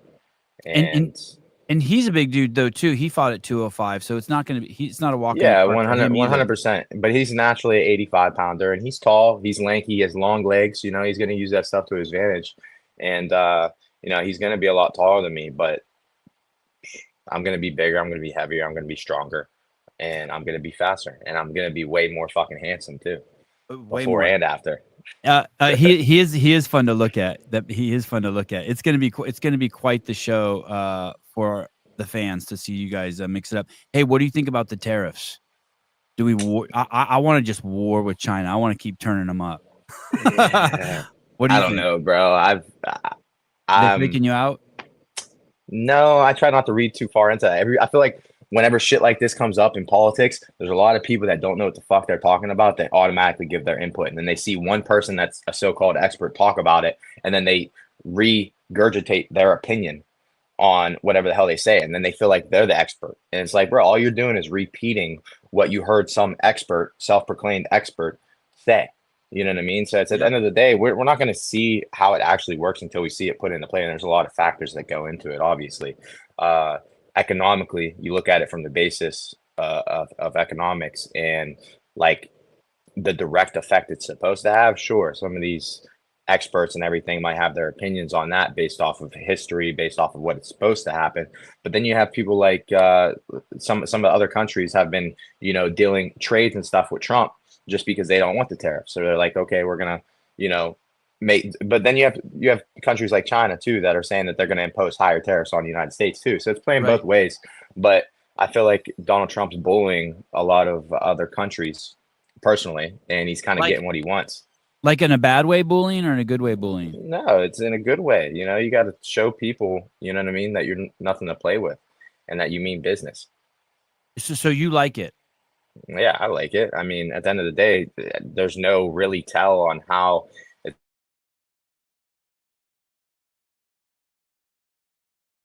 the concepts behind it. And I'm not going to sit here and argue with people on social media about whether it's good for you, whether it's bad for you, and how it's going to affect the average American's life. We don't know. And we're just listening to a bunch of economists' opinions that are differing a lot. You know what I mean? A lot of these people are having contradicting opinions of each other, and they're both experts. So it's like, it's going to be a he said, she said type of game. So what's your take on it? My take is trade is out of balance. He's trying to get it back in balance. So we're not paying higher tariffs than other countries. It's as simple as that. And that basically, but now you have trade. Yeah, but now you have other like countries who, like, for example, car manufacturers, and they're wanting to, and everybody's like, oh, this plan has been in place for multiple years, but now they're taking, other like car manufacturers, what, Hyundai? How do you say it? Yep, Hyundai. And they're going to be manufacturing in New Orleans or Louisiana, right? Something like that. Starting entire new plant. And I think Honda in Indiana, I'm hearing about all these new car plants opening up. Yeah, that's going to increase gross domestic product in the United States, and that's going to lower import costs and everything else. And people are talking, and it's going to create more jobs. in the United States as well. So I think it's good. You know what I mean? There's going to be people that are, combating that and, saying that, talking about all the cons of the tariffs, but there's going to be pros and cons to everything. And my other thought is that we're just heading in the wrong direction. Something needs to change with the $36 trillion deficit. Like, hey, we better do something. Yeah, I mean, I'm gonna leave that up to them, though. You know what I mean? I'm gonna worry about my own credit card debt. Yeah, That shit first, and my own fucking mortgages and car notes and everything before I'm worried about what our trade deficit and our national debt is. Obviously, the less would be better for the average American. So if Donald Trump can get that done, then so be it. And are you enjoying the Doge stuff? Bro, this is what I don't get. So this is the thing that irks me the most. They're exposing all this extra spending and mitigating it, minimizing it, and you have people that actually have a problem with it. You know what I mean? It's like, why do you have a problem with, a organization essentially like Doge coming in and exposing all this extra spending and saving money towards the national deficit, and people are going to be like, oh, well, that's not even going to put a debt in it. It's like, yeah, but if you have that mentality, it's like when people are donating to a foundation or a charity, every dollar helps. If someone's like, oh, I can only donate $2, that's not going to help, and they don't donate the $2, then you have a million people saying the same thing. That's $2 million less dollars to the charity at the end of the day. So it comes from like a group collective type of thing. So if you minimize and mitigate spending here, you cut spending here, and you're exposing all this extra spending that wasn't there. One, you're exposing all the corruptness of the government and seeing exactly what all these people were doing with your tax dollars in the first place. And on top of that, you're gonna decrease the trade deficit, even if it's at a fraction. You're taking little hits at a time. You're chopping a tree. You know what I mean? A little bit at a time, a little bit at a time, a little bit at a time. And then they're talking about like the refunds that people are gonna get in their fucking taxes from them chopping all the spending, and then people are getting excited about that. But it's like a lot of the people that are getting excited about that are the people that were against the tariffs and against the Doge and everything at first. Right. It's like make up your mind. I saw some stat that 94% of the people who work in the federal government don't go to work. They work from home. And as soon as I hear that, I'm like, yeah, no wonder you don't fucking like Doge. Bro, I feel like 95% of the United States period works from home now. Yeah. It's wild. They were saying that it's basically just security guards and janitors protecting empty buildings, cleaning and protecting empty buildings in Washington. Yeah, bro, I don't fucking get that, dude. Like, and then the crazy thing is you'll have all these fucking people that work from home, and then they'll be complaining that all they do is work. It's like you're sitting at the comfort of your home on your couch, you have the TV on while you're taking calls, you're doing your work, and you're half-assing your work, and that's why you're not, you're not doing any better in your career. You're not advancing. You're not getting promotions. Nothing. And only person someone can blame is themselves now. Caller, hi. This better be good. This better be good. Caller. What? I didn't hear you. Hello. Do you speak English? Yeah. Okay, go ahead. What?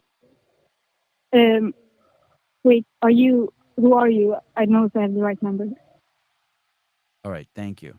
Get help for that condition. That call's from Sweden. That was weird. It was from Sweden. Did she say, who are you? Was it really from Sweden? Yeah, it was from Sweden. Maybe it's my opponent trying to fuck with us. I thought I saw it was a girl. It wasn't good. It wasn't good. Yeah, I work from home. I got fired. I got fired. I landed at home. Hey, one of the things I was kind of along Doge and then your own training. When you go in the ring, you have to know that you did everything right preparing, right? Like if you took a day off and drank or skipped a day, you're fucked. Yeah, it affects your confidence. And I feel like that's why I'm so confident. If you see me in the gym every day, you see the work that I put in. And then outside of the gym, people don't know what I'm doing. I'm doing the extra running. I'm doing the extra training at different gyms. I got a boxing coach. I'm doing conditioning. Like, bro, you know how many times at the gym after grappling practice that there's a turf strip next to like all of our mats and shit, and then we have a strength conditioning room with bags and aerodyne bikes and ski ergs and all this other shit. And there's been several times, this isn't counting just the jogging that I do after the gym sometimes for extra conditioning, but I'll be on the side doing sprints and everybody's just sitting around talking. You know what I mean? Our practices are fucking hard, bro. They're tough. So this isn't like a jab at anybody saying people don't work hard, because they're still working hard during the practice, but it's the stuff, the extra shit that you do that sets you apart. And at the end of the day, I was doing all the extra shit. I was training hard as hell during the practice, not losing any quality during my practice rounds and during my live rounds and my skills training, and still doing all the extra shit after, doing hill sprints at a park called Vista View Park, jogging the Everglades, riding the bike, aerodyne sprints on the turf strip right after practice, doing all my grappling, doing all my sparring. I got to the point, bro, where I was taking people down so easy in my sparring, and I was controlling them so easy that I wasn't actually pushing my cardio at all, and I felt like it was too easy. I started letting them up. And I'm like, okay, I'm just going to take you down again. You know what I mean? I let them up instead of letting them fight up, because it seems like they start losing fight. And then they start losing like a little sense of spirit because they're glued to the mat. And I'll let them up.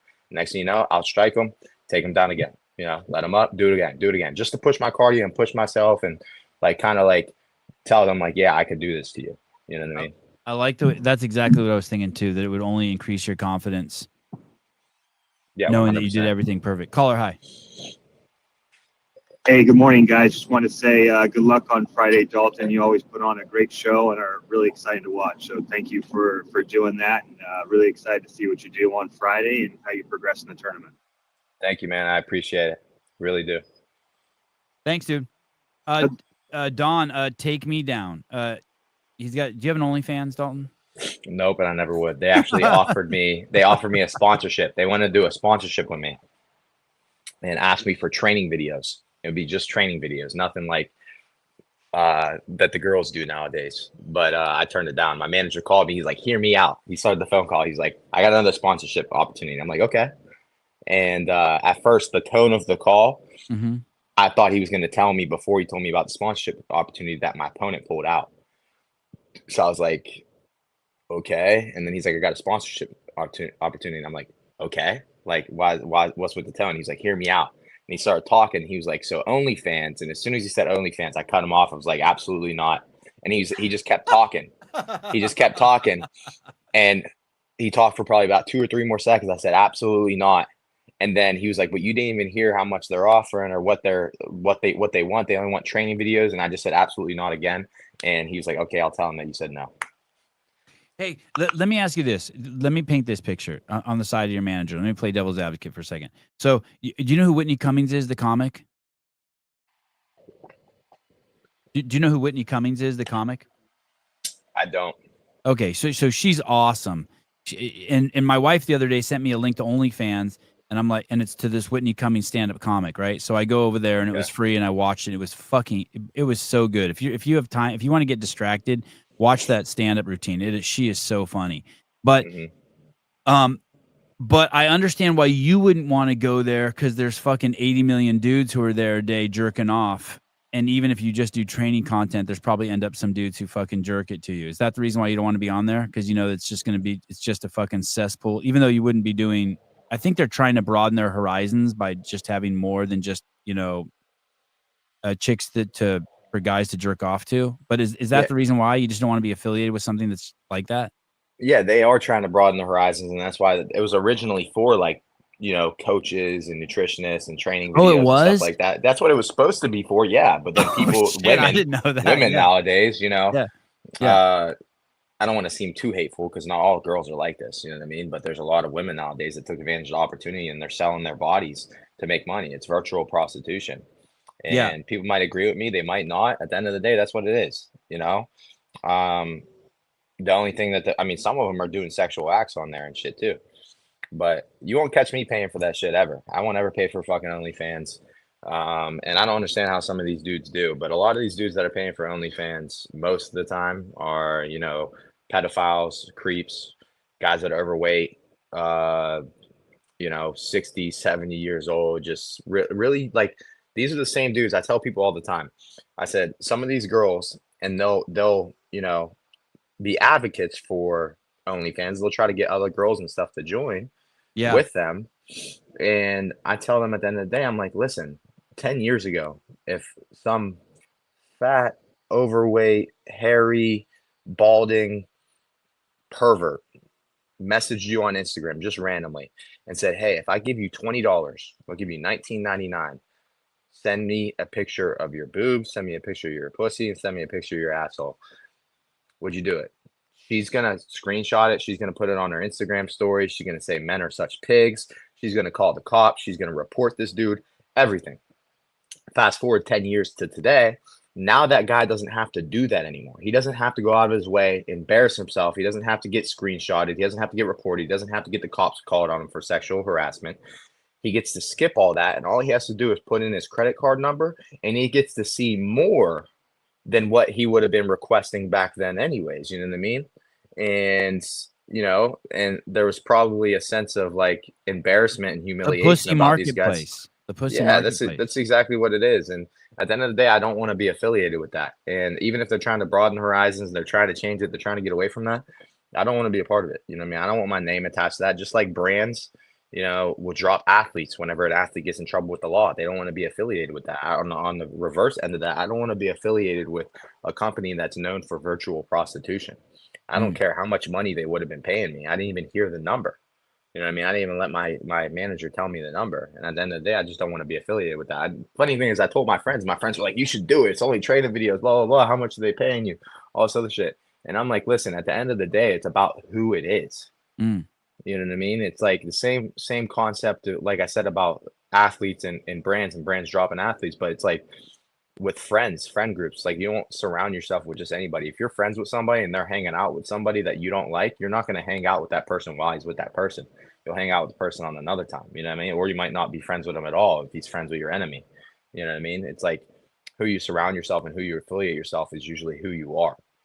And I don't want that image of myself. Dalton, I think I saw some crazy stat, like men between the age of 19 and 45, like half of them have fucking spent money on OnlyFans. Yeah, I had a couple in the United States. I had a couple friends, female friends that like were, I don't want to say accusing me, but kind of like playfully like saying like, oh, it's guys like you that, you know, promote that stuff anyways, you're buying it. I'm like, me? I'm like, don't couple me with that. Yeah. I'm not the one that buys it. I don't fucking do that shit. You won't catch me spending a money or a dime of my money on that shit, on that content, nothing. I've never paid for freaking women a day in my life. You know what I mean? I'll take a girl on a date. I'll take her out to dinner. That's what I'll spend money on a girl for that. I'll buy a girlfriend, you know, gifts and stuff like that. But you're not seeing me spend money on a chick like that. No way. Why do you think you're like a Standy? Oh, I like Dalton. Why do you think you're like that? Why do you think you have that line in the sand? Is it religion or values or both? No, it's not religion. I'm not the most religious person. But it's just values, morals. Kind of, I don't want to say I was raised that way because my dad didn't even like, you know, tell me like any of this stuff. It's kind of just like, I feel like he led by example. Like people ask me why I don't drink and I give them all these reasons. It was for athletic performance. It was like, I was trying to give myself a little edge. Like I've never drank a day in my life, never had a sip.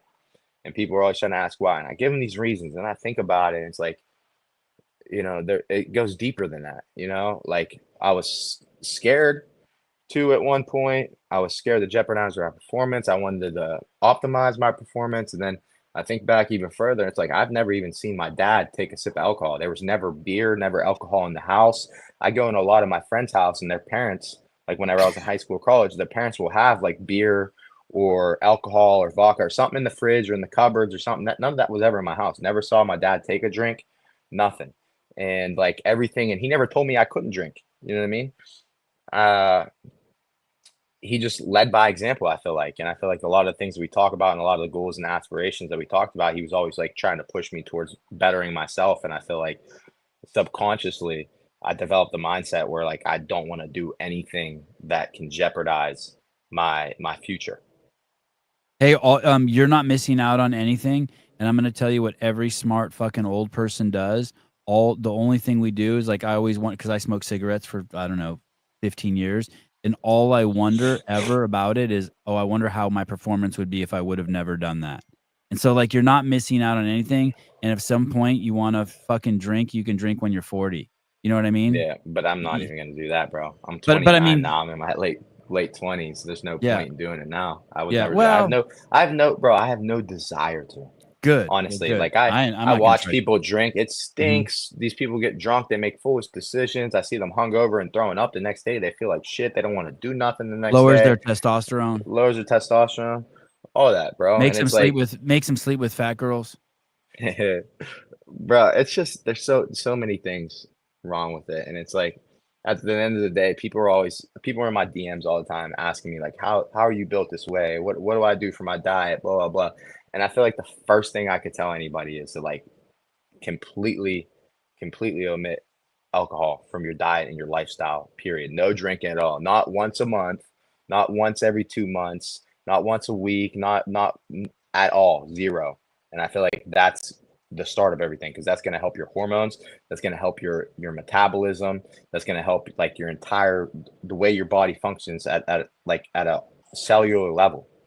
You know what I mean? You get your blood work done while you're drinking, and then you not like physically while you're drinking, but you drink every I weekend. You get your understand. blood work. Get your blood work done again. It's going to be significantly different. And then after that, and I could see that you're serious about a lifestyle change, then we can start working on the other things. You know what I mean? Then we start working on a diet. We can start working out on like your training program, your strength and conditioning, stuff like that. But I will never, if I see someone talking about seed oils, and I see someone talking about red and blue dyes and yellow dyes and sucralose and all this other shit, and then I also see them drinking out on the weekends or posting pictures on stories at the bar, I will never take you serious, and I will never have a serious conversation with you about health ever because wow. you're making a joke about yourself. You know what I mean? I'm going to treat you exactly how you're treating yourself. You're a joke. And that might sound harsh, but it is at the end of the day. You know what I mean? Hey. Alcohol is a legit poison, and you're worried about seed oils. Hey, fair. Dude, every time I talk to you, I respect you more. Hey, let me ask you this. This is a lighter subject. You do kind of look like Rich Froning, like you could be related to him. Has anyone ever mistaken you for him? No, but Do you know who that is? No.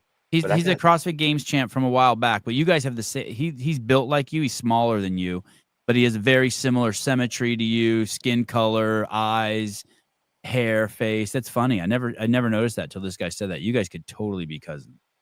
I got told that I look like somebody the other day. Forget what he was in the movie House of Wax. Some shit like that. Let me see. Oh, someone even says you kind of look like Luke Parker. You could see that too.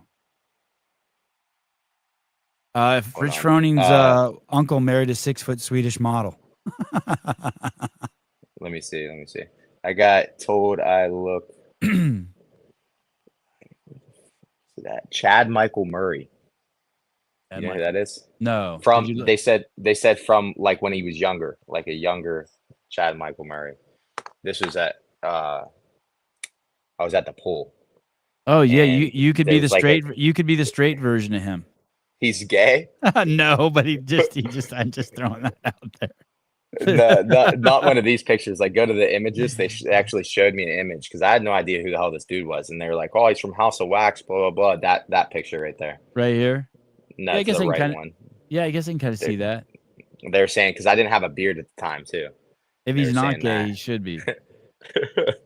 Yeah, but that's the first time I've ever been told that. But I'd rather just be told I'm handsome rather than look like somebody else. Hey, will you shave anything before the fight, or you go out like that? I grew this shit back, bro. I'm not shaving this shit again, bro. I look better with a beard. I don't have the best beard, but I look better with it for sure. Hey, does it matter fighting with the beard or not? Does it do anything, like take anything off a punch or? I don't see how it would if someone's connecting with my jaw. You know what I mean? Like with the power that middleweights are throwing at, I don't see how a little bit of hair is gonna, protect me at all. Standy, what the fuck? Not even. Yeah, I didn't see it either. I was trying to be nice. That's just what I was told, bro. That's why I had to search for it. Like I didn't even know his name. That's why I had to search for the name. I didn't even know who the dude was. It's the bracket's cool. Yeah, I like the tournament style. Yeah, after you beat this dude, then you might get to fight the dude that you had your only loss against. That's if he makes it past his opponent. But right. I'm not worried about that right now. But that If would that be ends up happening, yeah, if that ends up happening, so be it. But I'm not worried I about would, that right now. yeah, that's all. So that is what it is. It's crush this dude, then pull your head up and look around and see what's going on. Yes, sir. Yes, sir. Is that easy to do, or like, are you ready to fight now? Like, if they're like, "Hey, we're moving it up to tonight," I mean, Yeah, outside of the weight bro. cut, are you like, "Okay, let's go do it"? 1,000%. Yeah, I was that's ready to fight. I was ready to fight 8 weeks ago. God, that's crazy. Will you enjoy these next few days up until Friday? Honestly, I'm getting a little antsy, a little bit anxious to try and make weight, and I'm not looking forward to the weight cut, but I'm ready to fight. So it's like, hold on, I'm on an interview. If they're naked, they can come in. Let me check to see who it is. I'm working right now. All right. Thanks. Oh, that hurts. That hurts. That hurts. Oh, that was the maid lady. Yeah. Oh, So, but yeah, what were we talking about again? are you going to enjoy the next few days? Oh yeah, I'm not gonna enjoy the weight cut, but we'll see. I bought some cookies already for after the fight from Gideon's Bakehouse. I'm gonna enjoy those after I beat this dude's ass. Hey, I know. what if he doesn't make weight? What happens in a tournament style if you don't make weight? Do you take a money loss, or what happens? I'm not sure. They were talking about how somebody missed weight last week, but they did a contracted like catch weight just so he could stay in the tournament or something, like a pound or 2 pounds over what it was supposed to be. But I mean, I don't know. If I don't see him missing weight if he's naturally 85 pounder. He was a small 205 pounder. He was originally at 170, and then he went up to 205. Now he's back down to 85. I don't see him miss weight, and I'm not going to miss weight. And you do all the stuff that we see in the videos, like you get in that little bag and they heat it up and put towels on you and all that shit. I did the towels thing the last fight, bro, but I don't like it. It doesn't make me sweat anymore. It just and I feel like it doesn't even hold in my sweat. I feel like it'd be better off cooling down, just like with just in my boxers, like letting my body naturally cool down and get extra sweat off me. But I'll start a workout in my sauna suit and I'll have a hoodie and sweats over top of it. Then after a couple rounds, 2 rounds, I'll take the sweats off. Then I'll do it in just the sauna suit from that point forward. And I'll work out like another 3-4 rounds. And then I'll go sit in the sauna for the rest of the time. And I'll take little breaks whenever I need them, whenever it gets too hot, get back in, little break. Don't let my body cool down too much though. I get back in while I'm still sweating. And it's the most important part. It's breaking the sweat to get the sweat flowing. And then it's pretty easy for me. And then you weigh in Thursday. Yeah, Thursday morning. So I'm probably going to wake up Thursday morning. I would imagine I probably wake up like 200 pounds or so, maybe 199. And then I'll cut like 14 pounds that morning, 13 pounds that morning. No shit. That's how it's done. Yeah. That's how I'm going to do it. It's not how everybody does it. Sometimes I've gotten on weight the night before, but then I struggle to sleep. So I'm gonna do all my weight in the morning. It doesn't take me long to lose it. I'll probably get up like weigh-ins are at 9 a.m. So I'll probably start my weight cut like 6:30. And then you weigh in, and then I mean, do you just start crushing shit, or do you have to be careful you don't eat too much? You have to be careful, and just so you don't get like a stomach ache, because it'll affect you the following day. Because then it takes a little bit to digest it, and you're feeling like shit the entire time, and then you end up not eating like the meals at the time you're supposed to eat them, and it ends up being detrimental just because you're trying to get heavier right away. Yeah, I would have so much problem with that. I would just be like, that would be as hard as the weight cut for me. As soon as I took one bite, I do that all the time. I'll fast for a couple days. I take one bite of something, and it's just like, fucking, it's on. Till I can't move. I do the same shit, but for after weigh-ins, I can't do that. But after my fight, 100%, I'm fucking eating everything. That night even? Yeah, that night, 100%. Right after I leave the cage, I'm gonna go do my media shit, get my check, shower, and then after I shower, go to dinner. Probably I have some cookies back here if I can't make it to the cookie place in time because there's other cookies I want to try. I just got the limited edition ones that they only had for yesterday. So wanted to make sure I got those before they ran out. And then probably going to go to a donut spot. If you've seen my story on Instagram, there was a little donut spot we were looking at. I want to go there. It was at Disney Springs. And then Ghirardelli's milkshake factory or whatever it is. Hey, Dalton, you seem I don't know what the word is, more intense or more focused than I've ever seen you. I Like am, bro. I've been locked in, dude. Yeah, you seem like you're really like even just the way you talk to that lady at the door. Like you're just like you're all business. I'm fucking locked in, bro. I've everything I've been doing locked in. There's Pegasus right there. My dog Oh. brought him with me. There's Oh, the you did bring your dog with you? Yep. Pegasus, come here. You didn't hear bark? Come here. Come here, Hey, buddy. hey, what's he gonna do during the fight? Here he is right here. What's he gonna do during the fight? He'll chill in the hotel room while I'm fighting. I'll only be gone for a couple hours. How close is the venue? 10, 15 minutes probably. You had your you were talking about how you had your best friend from way back in your corner during the Nordy fight. Is he in the corner again? Yep. That's cool. When you I gave wrestled that, with him in high school, and he was in my corner. He came to my fight in Ireland. I threw him in my corner, and I think it made a difference. and had he heard that story before you gave that interview? Did you ever tell him that? Yeah, I told him right after. Oh, that's cool. I was in the back, fucking getting examined, and I told him about it. Oh, that's awesome. That probably made him feel so good. Yeah, out of everything in the entire fight, that one fucking second, you know what I mean, where I heard him say that made a difference, honestly. And what did he say to you exactly? He said, "You got to dig deep." It's like, how bad do you want it? I was in a bad spot. You know what I mean? I don't know what you mean, but I can. I was in a bad spot in that fight.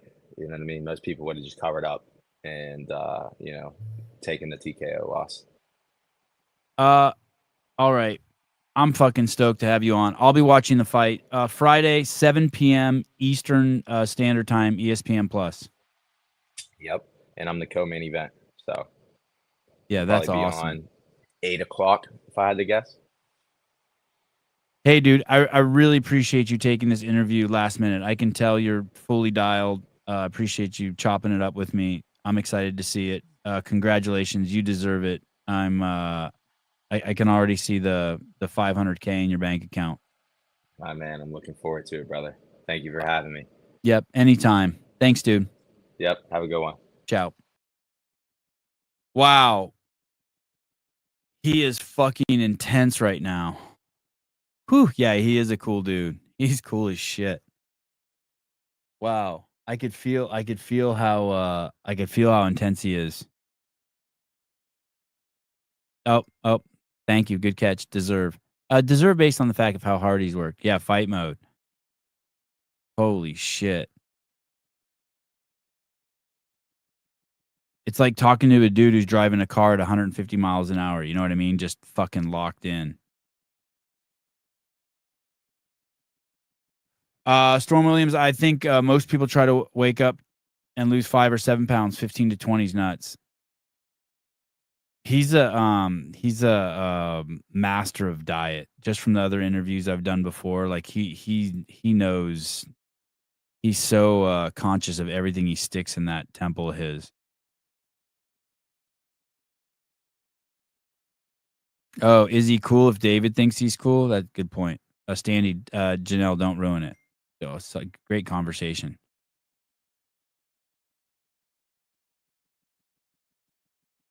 Wilson was great. What's crazy about I totally misjudged Wilson. I totally fucking misjudged Wilson. I was thinking Wilson. I should tell the boys to chop that. Hold that thought. Hold that thought.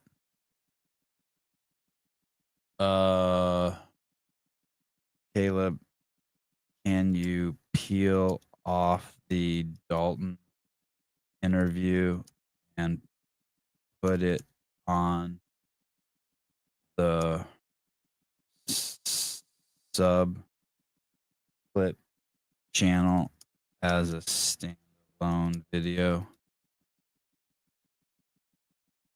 Dalton Rosta.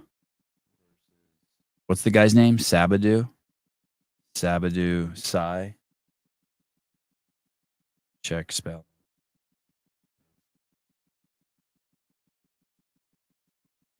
Super intense.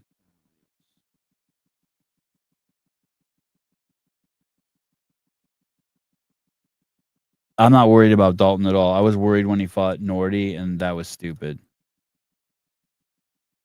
I thought that guy Nordy was just from watching his background. Okay, I thought Wilson was going to be really soft spoken and really hard to interview. And so I only booked it for an hour. I thought, okay, I'm just going to book Dalton, and that was a mistake. I could have had Wilson on for 2 hours. I got to have Wilson back on. Jonathan Ortega, Wilson is amazing. He's what we call a servant leader. Yeah, I thought for some reason he was going to be really quiet and it was going to be difficult to talk to him.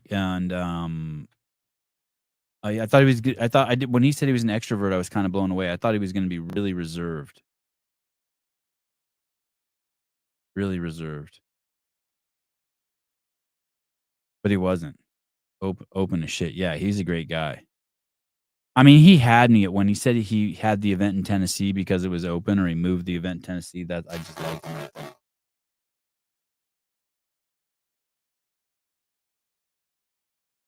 I wonder if wouldn't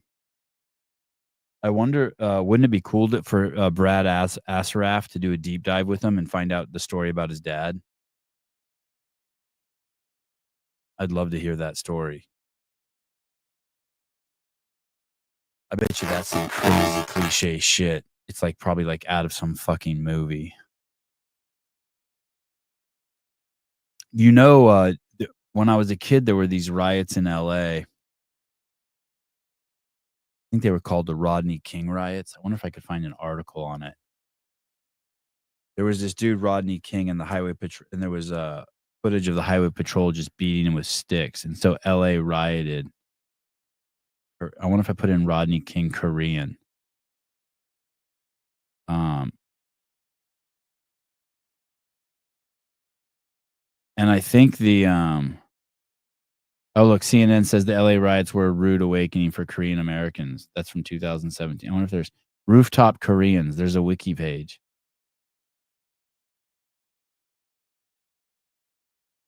And I think the Koreans were like, you know, they were their rooftop Koreans, or roof Koreans, refer to Korean American business owners and residents during the 1992 Los Angeles riots who armed themselves and took to the rooftops of local businesses to defend themselves.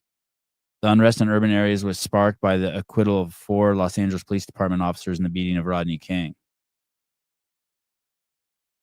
The imagery of armed shopkeepers became emblematic of Korean Americans' struggle during the riots and is since embraced by gun rights advocates as an example of the necessity of self-defense. Yeah, I think they were protecting their businesses during the riots.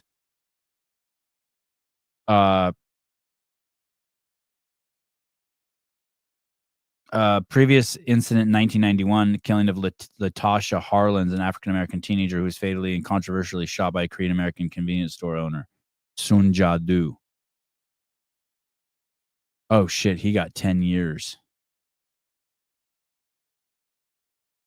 Du was tried and convicted and given 10 years in prison. However, the sentence was suspended, and she was instead placed on 5 years probation with 400 hours of community service.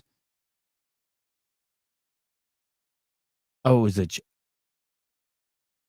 and $500 restitution, as well as Harlan's funeral costs. Oh, it was a chick. It was a female Korean who shot. Wow. Wow. Following the Rodney King verdict, Los Angeles police were unable to provide protection to many affected areas due to the overwhelming scale of the riots. It was nuts. The controversially, they opted instead to set up defense perimeter around the upper class Beverly Hills and West Hollywood cities, cutting off Koreatown, and abandoning other minority and low income communities, leaving the Koreatown community to mostly fend for themselves. Oh, meaning the cops just protected Beverly Hills. Yeah, I don't blame them. In response, many Korean business owners and residents took matters into their own hands. Yeah, that was wild. Because South Korea at the time had a 30-month mandatory military service for males, it was noted that many Korean immigrants had experience with handling firearms. Edward Song Lee, a Korean American, was shot and killed mistakenly by his peers when protecting shops near 3rd Street. Hector Castro, a Latino, was also fatally shot in Koreatown during the riots. Authorities could not determine who killed them as both merchants and rioters were shooting in the area. I think like 40 or 50 people died in those riots. Police were on tactical alert, thus not responding to any calls from citizens. Order was not restored until President Bush invoked the Insurrection Act and deployed 15,000 troops into the area.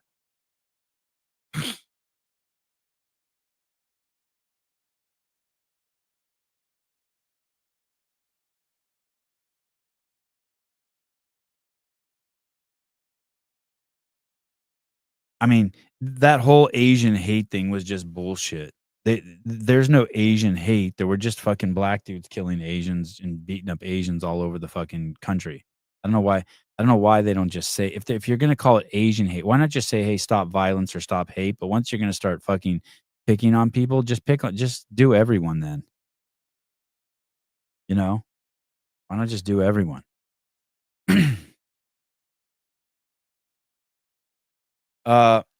I remember seeing a video of a Korean immigrant who owned a liquor store during the riots karate kicked the fuck out of some looters.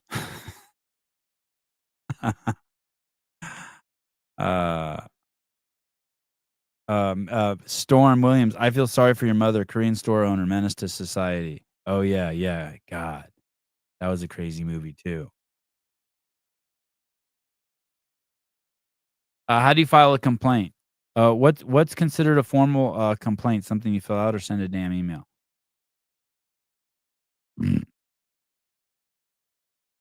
You just send it to Susan. If it's about this podcast, just send it to Susan. The Sevon Podcast at gmail.com.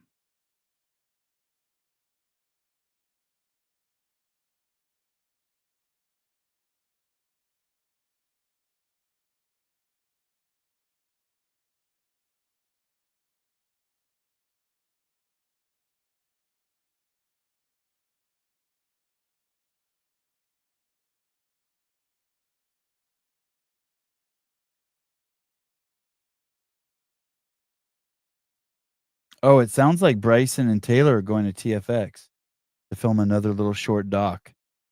That's awesome.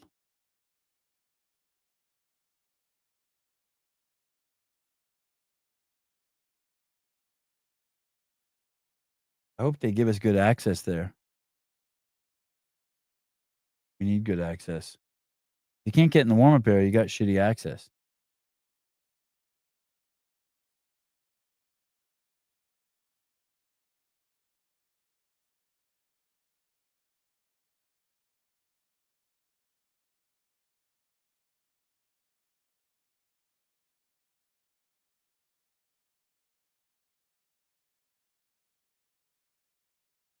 Looks like Dave Castro's weekend review is up. I don't know when I'm going to do that. I guess that has to be done tonight. I got a crazy schedule now ahead of me. I'm taking the kids to, where am I going first? Oh, piano lessons, then CrossFit Kids, then Kumon, and then tennis, and then jiu-jitsu. Wow, today's going to be crazy. Hey, just do it now. How long is it? I guess I could just do it now. I have to call. Oh, it's 15 minutes. I don't know, because you know what will happen if I do it now? Then it'll affect the numbers on this show too. You know what I mean?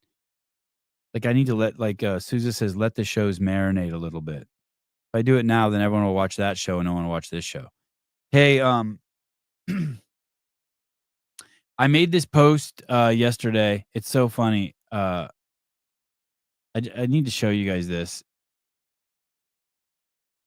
You have to know that that you're always in church. That's gotta make sense to someone here in the chat, right? You're always in church. You have to know that. You're always in church. You're never not in church. I'm in church now. I'm in church when I'm driving my car. You have to know that wherever you go, whatever you're doing, you're always it's always, you got to think of it as it's always God is watching. It's always you're fully responsible and personally accountable for yourself. Always, always, always, always, always. Yeah, thank you. Makes total sense. Always in the presence of God. Yeah, you're always in church. Don't compartmentalize your life. There's no fun there. There's no value there. When you're at work and you're the cashier somewhere, when you're running your daycare, when you're coaching CrossFit, it's always every single moment is a moment, a second in time, a day, an hour. It's all a chance to express who you are at the highest level, on the most moral high level. When you're on Instagram, when you're on YouTube, this whole breaking down of how you're spending your life, you have to remember you're always in church. David Weed. Whenever men get really weird about God in their 50s, they've done some especially heinous shit. I've always been weird. Well, I've always started when I was 16. So there's no this isn't even the most of, I spent years talking about it, but that this whole phase of like talking about it more openly was because I started watching that show Chosen again.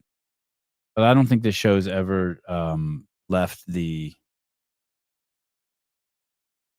ultimate question. The ultimate question in interviewing, these are the two questions. Every question leads to where were you before you were born and where are you going after you die? And then what does it mean to be going and who are you? Those are the questions. Like every question is just avoiding those questions. And so it's always been like that for me. You can go back. I've talked about that forever. And it's always a game whittling down to those three questions.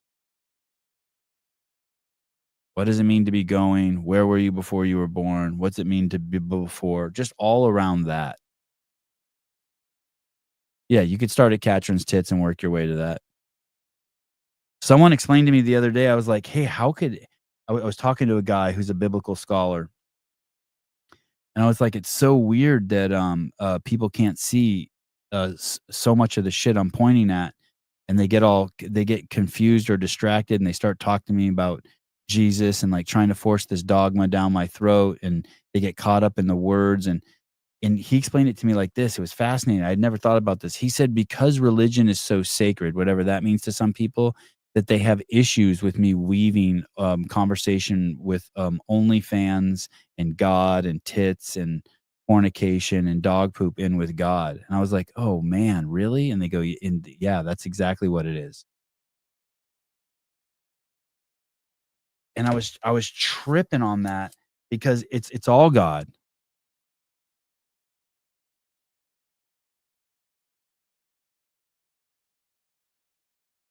Titty fucking so weird. What a self-serving activity. One of my favorite.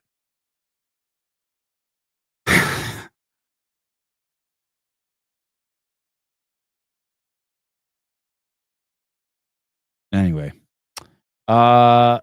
maybe there's one more thing I wanted to share.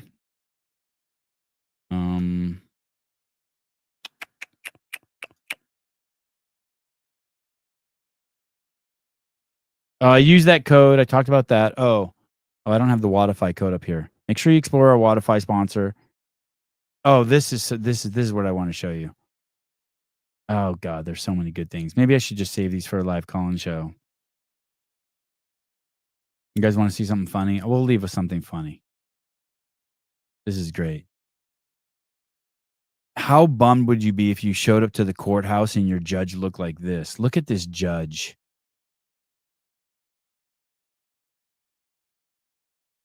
What a mess. That guy, I don't want to say what that guy looks like. Okay, here we go. Ready?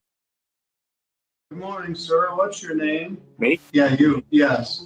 Nathaniel Saxton, sir. Your name's not Buttfucker3000, you yo-ho. Logging into my court with that as your screen name. What kind of idiot logs into court like that? What's your name again? Nathaniel Saxton, sir, but I don't believe that I typed anything like that in. Well, that's what it says. I'll put you in the waiting room. You can sit in limbo for a while and think about what you call yourself online.